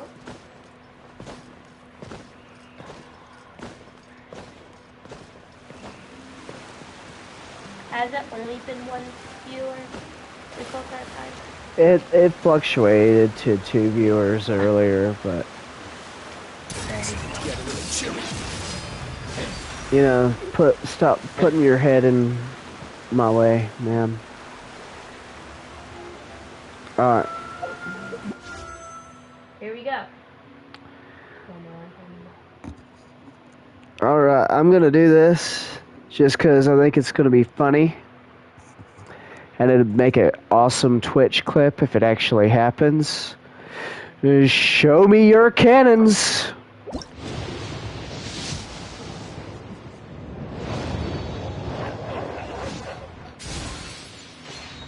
It's purple. It ain't gonna be her. But it better be a character. Come on. I'm hoping you get... No, it's a damn Favonius sword. Last time I got a sword and that. And weapon. Come on. Do me. Come on. Do him a favor. Come on. Come on. Come on. Wow, really? Really? I got a weapon, a 4-star weapon. Oh my god, okay, so where does that put my pity at? Good lord, y'all gonna make me go hard pity for this girl. 5. Well, don't start throwing numbers out there, because you're gonna make me go all woo woo woo all over the place. Don't be throwing out numbers when I'm trying to take account. So that was a 10 pull I just did. So this would be 15. This would be 20. 25. 30. 35. 40. 45. 50. 55. 60. 65, 70, 75, 75. Good lord, y'all gonna make me damn near go hard pity. If I don't get her the next 10 pull, and still I have a chance of not even getting her because I might lose the 50-50. Which, I mean, I still got plenty of time to get the primos up for her. Have you ever seen any stickers on my back? Do me a favor and take them off. Malazans Huh? like to play pranks sometimes. I don't have nothing left to buy in my shop. They have not refreshed them yet. They don't refresh those for another 7 days, I think.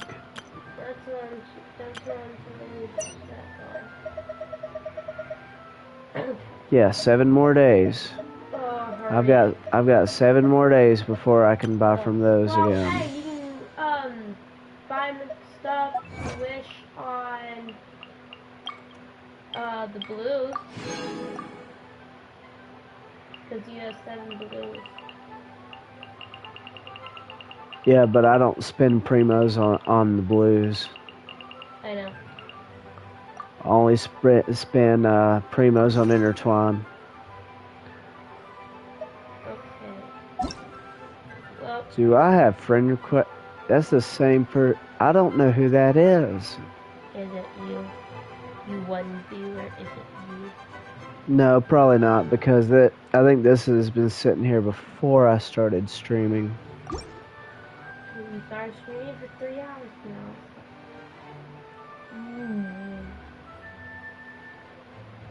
Well, oh, she changed it for me. That was nice of her. What? Look at my traveler card. How? Who did that? The name card. Who did that? See? How did you do that? How did you get that?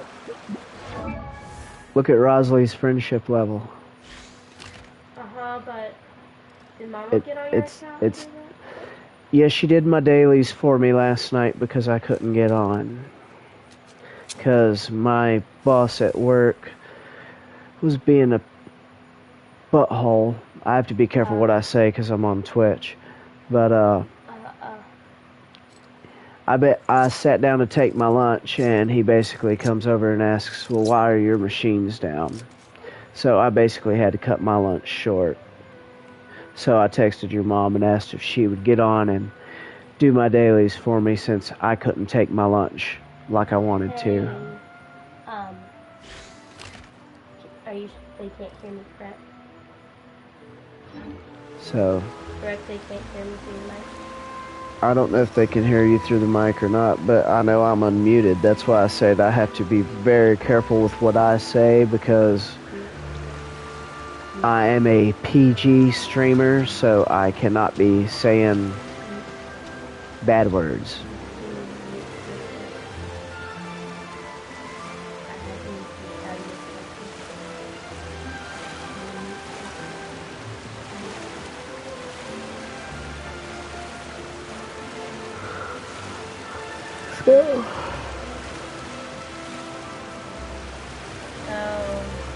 So what?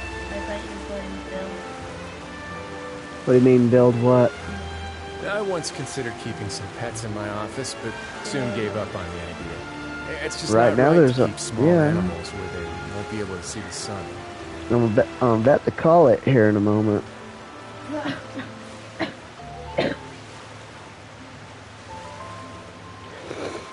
Because, for one, my phone's about to die, and when my phone dies, I don't have any other way of monitoring chat right now.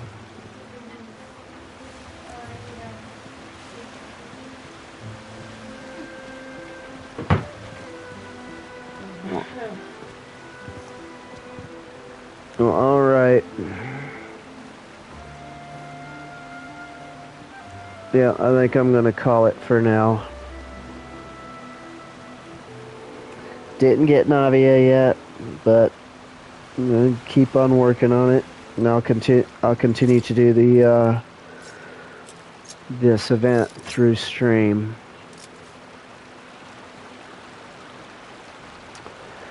Those of you that came by to check me out today, I appreciate you. Y'all have a Merry Christmas, and I'll see y'all next time.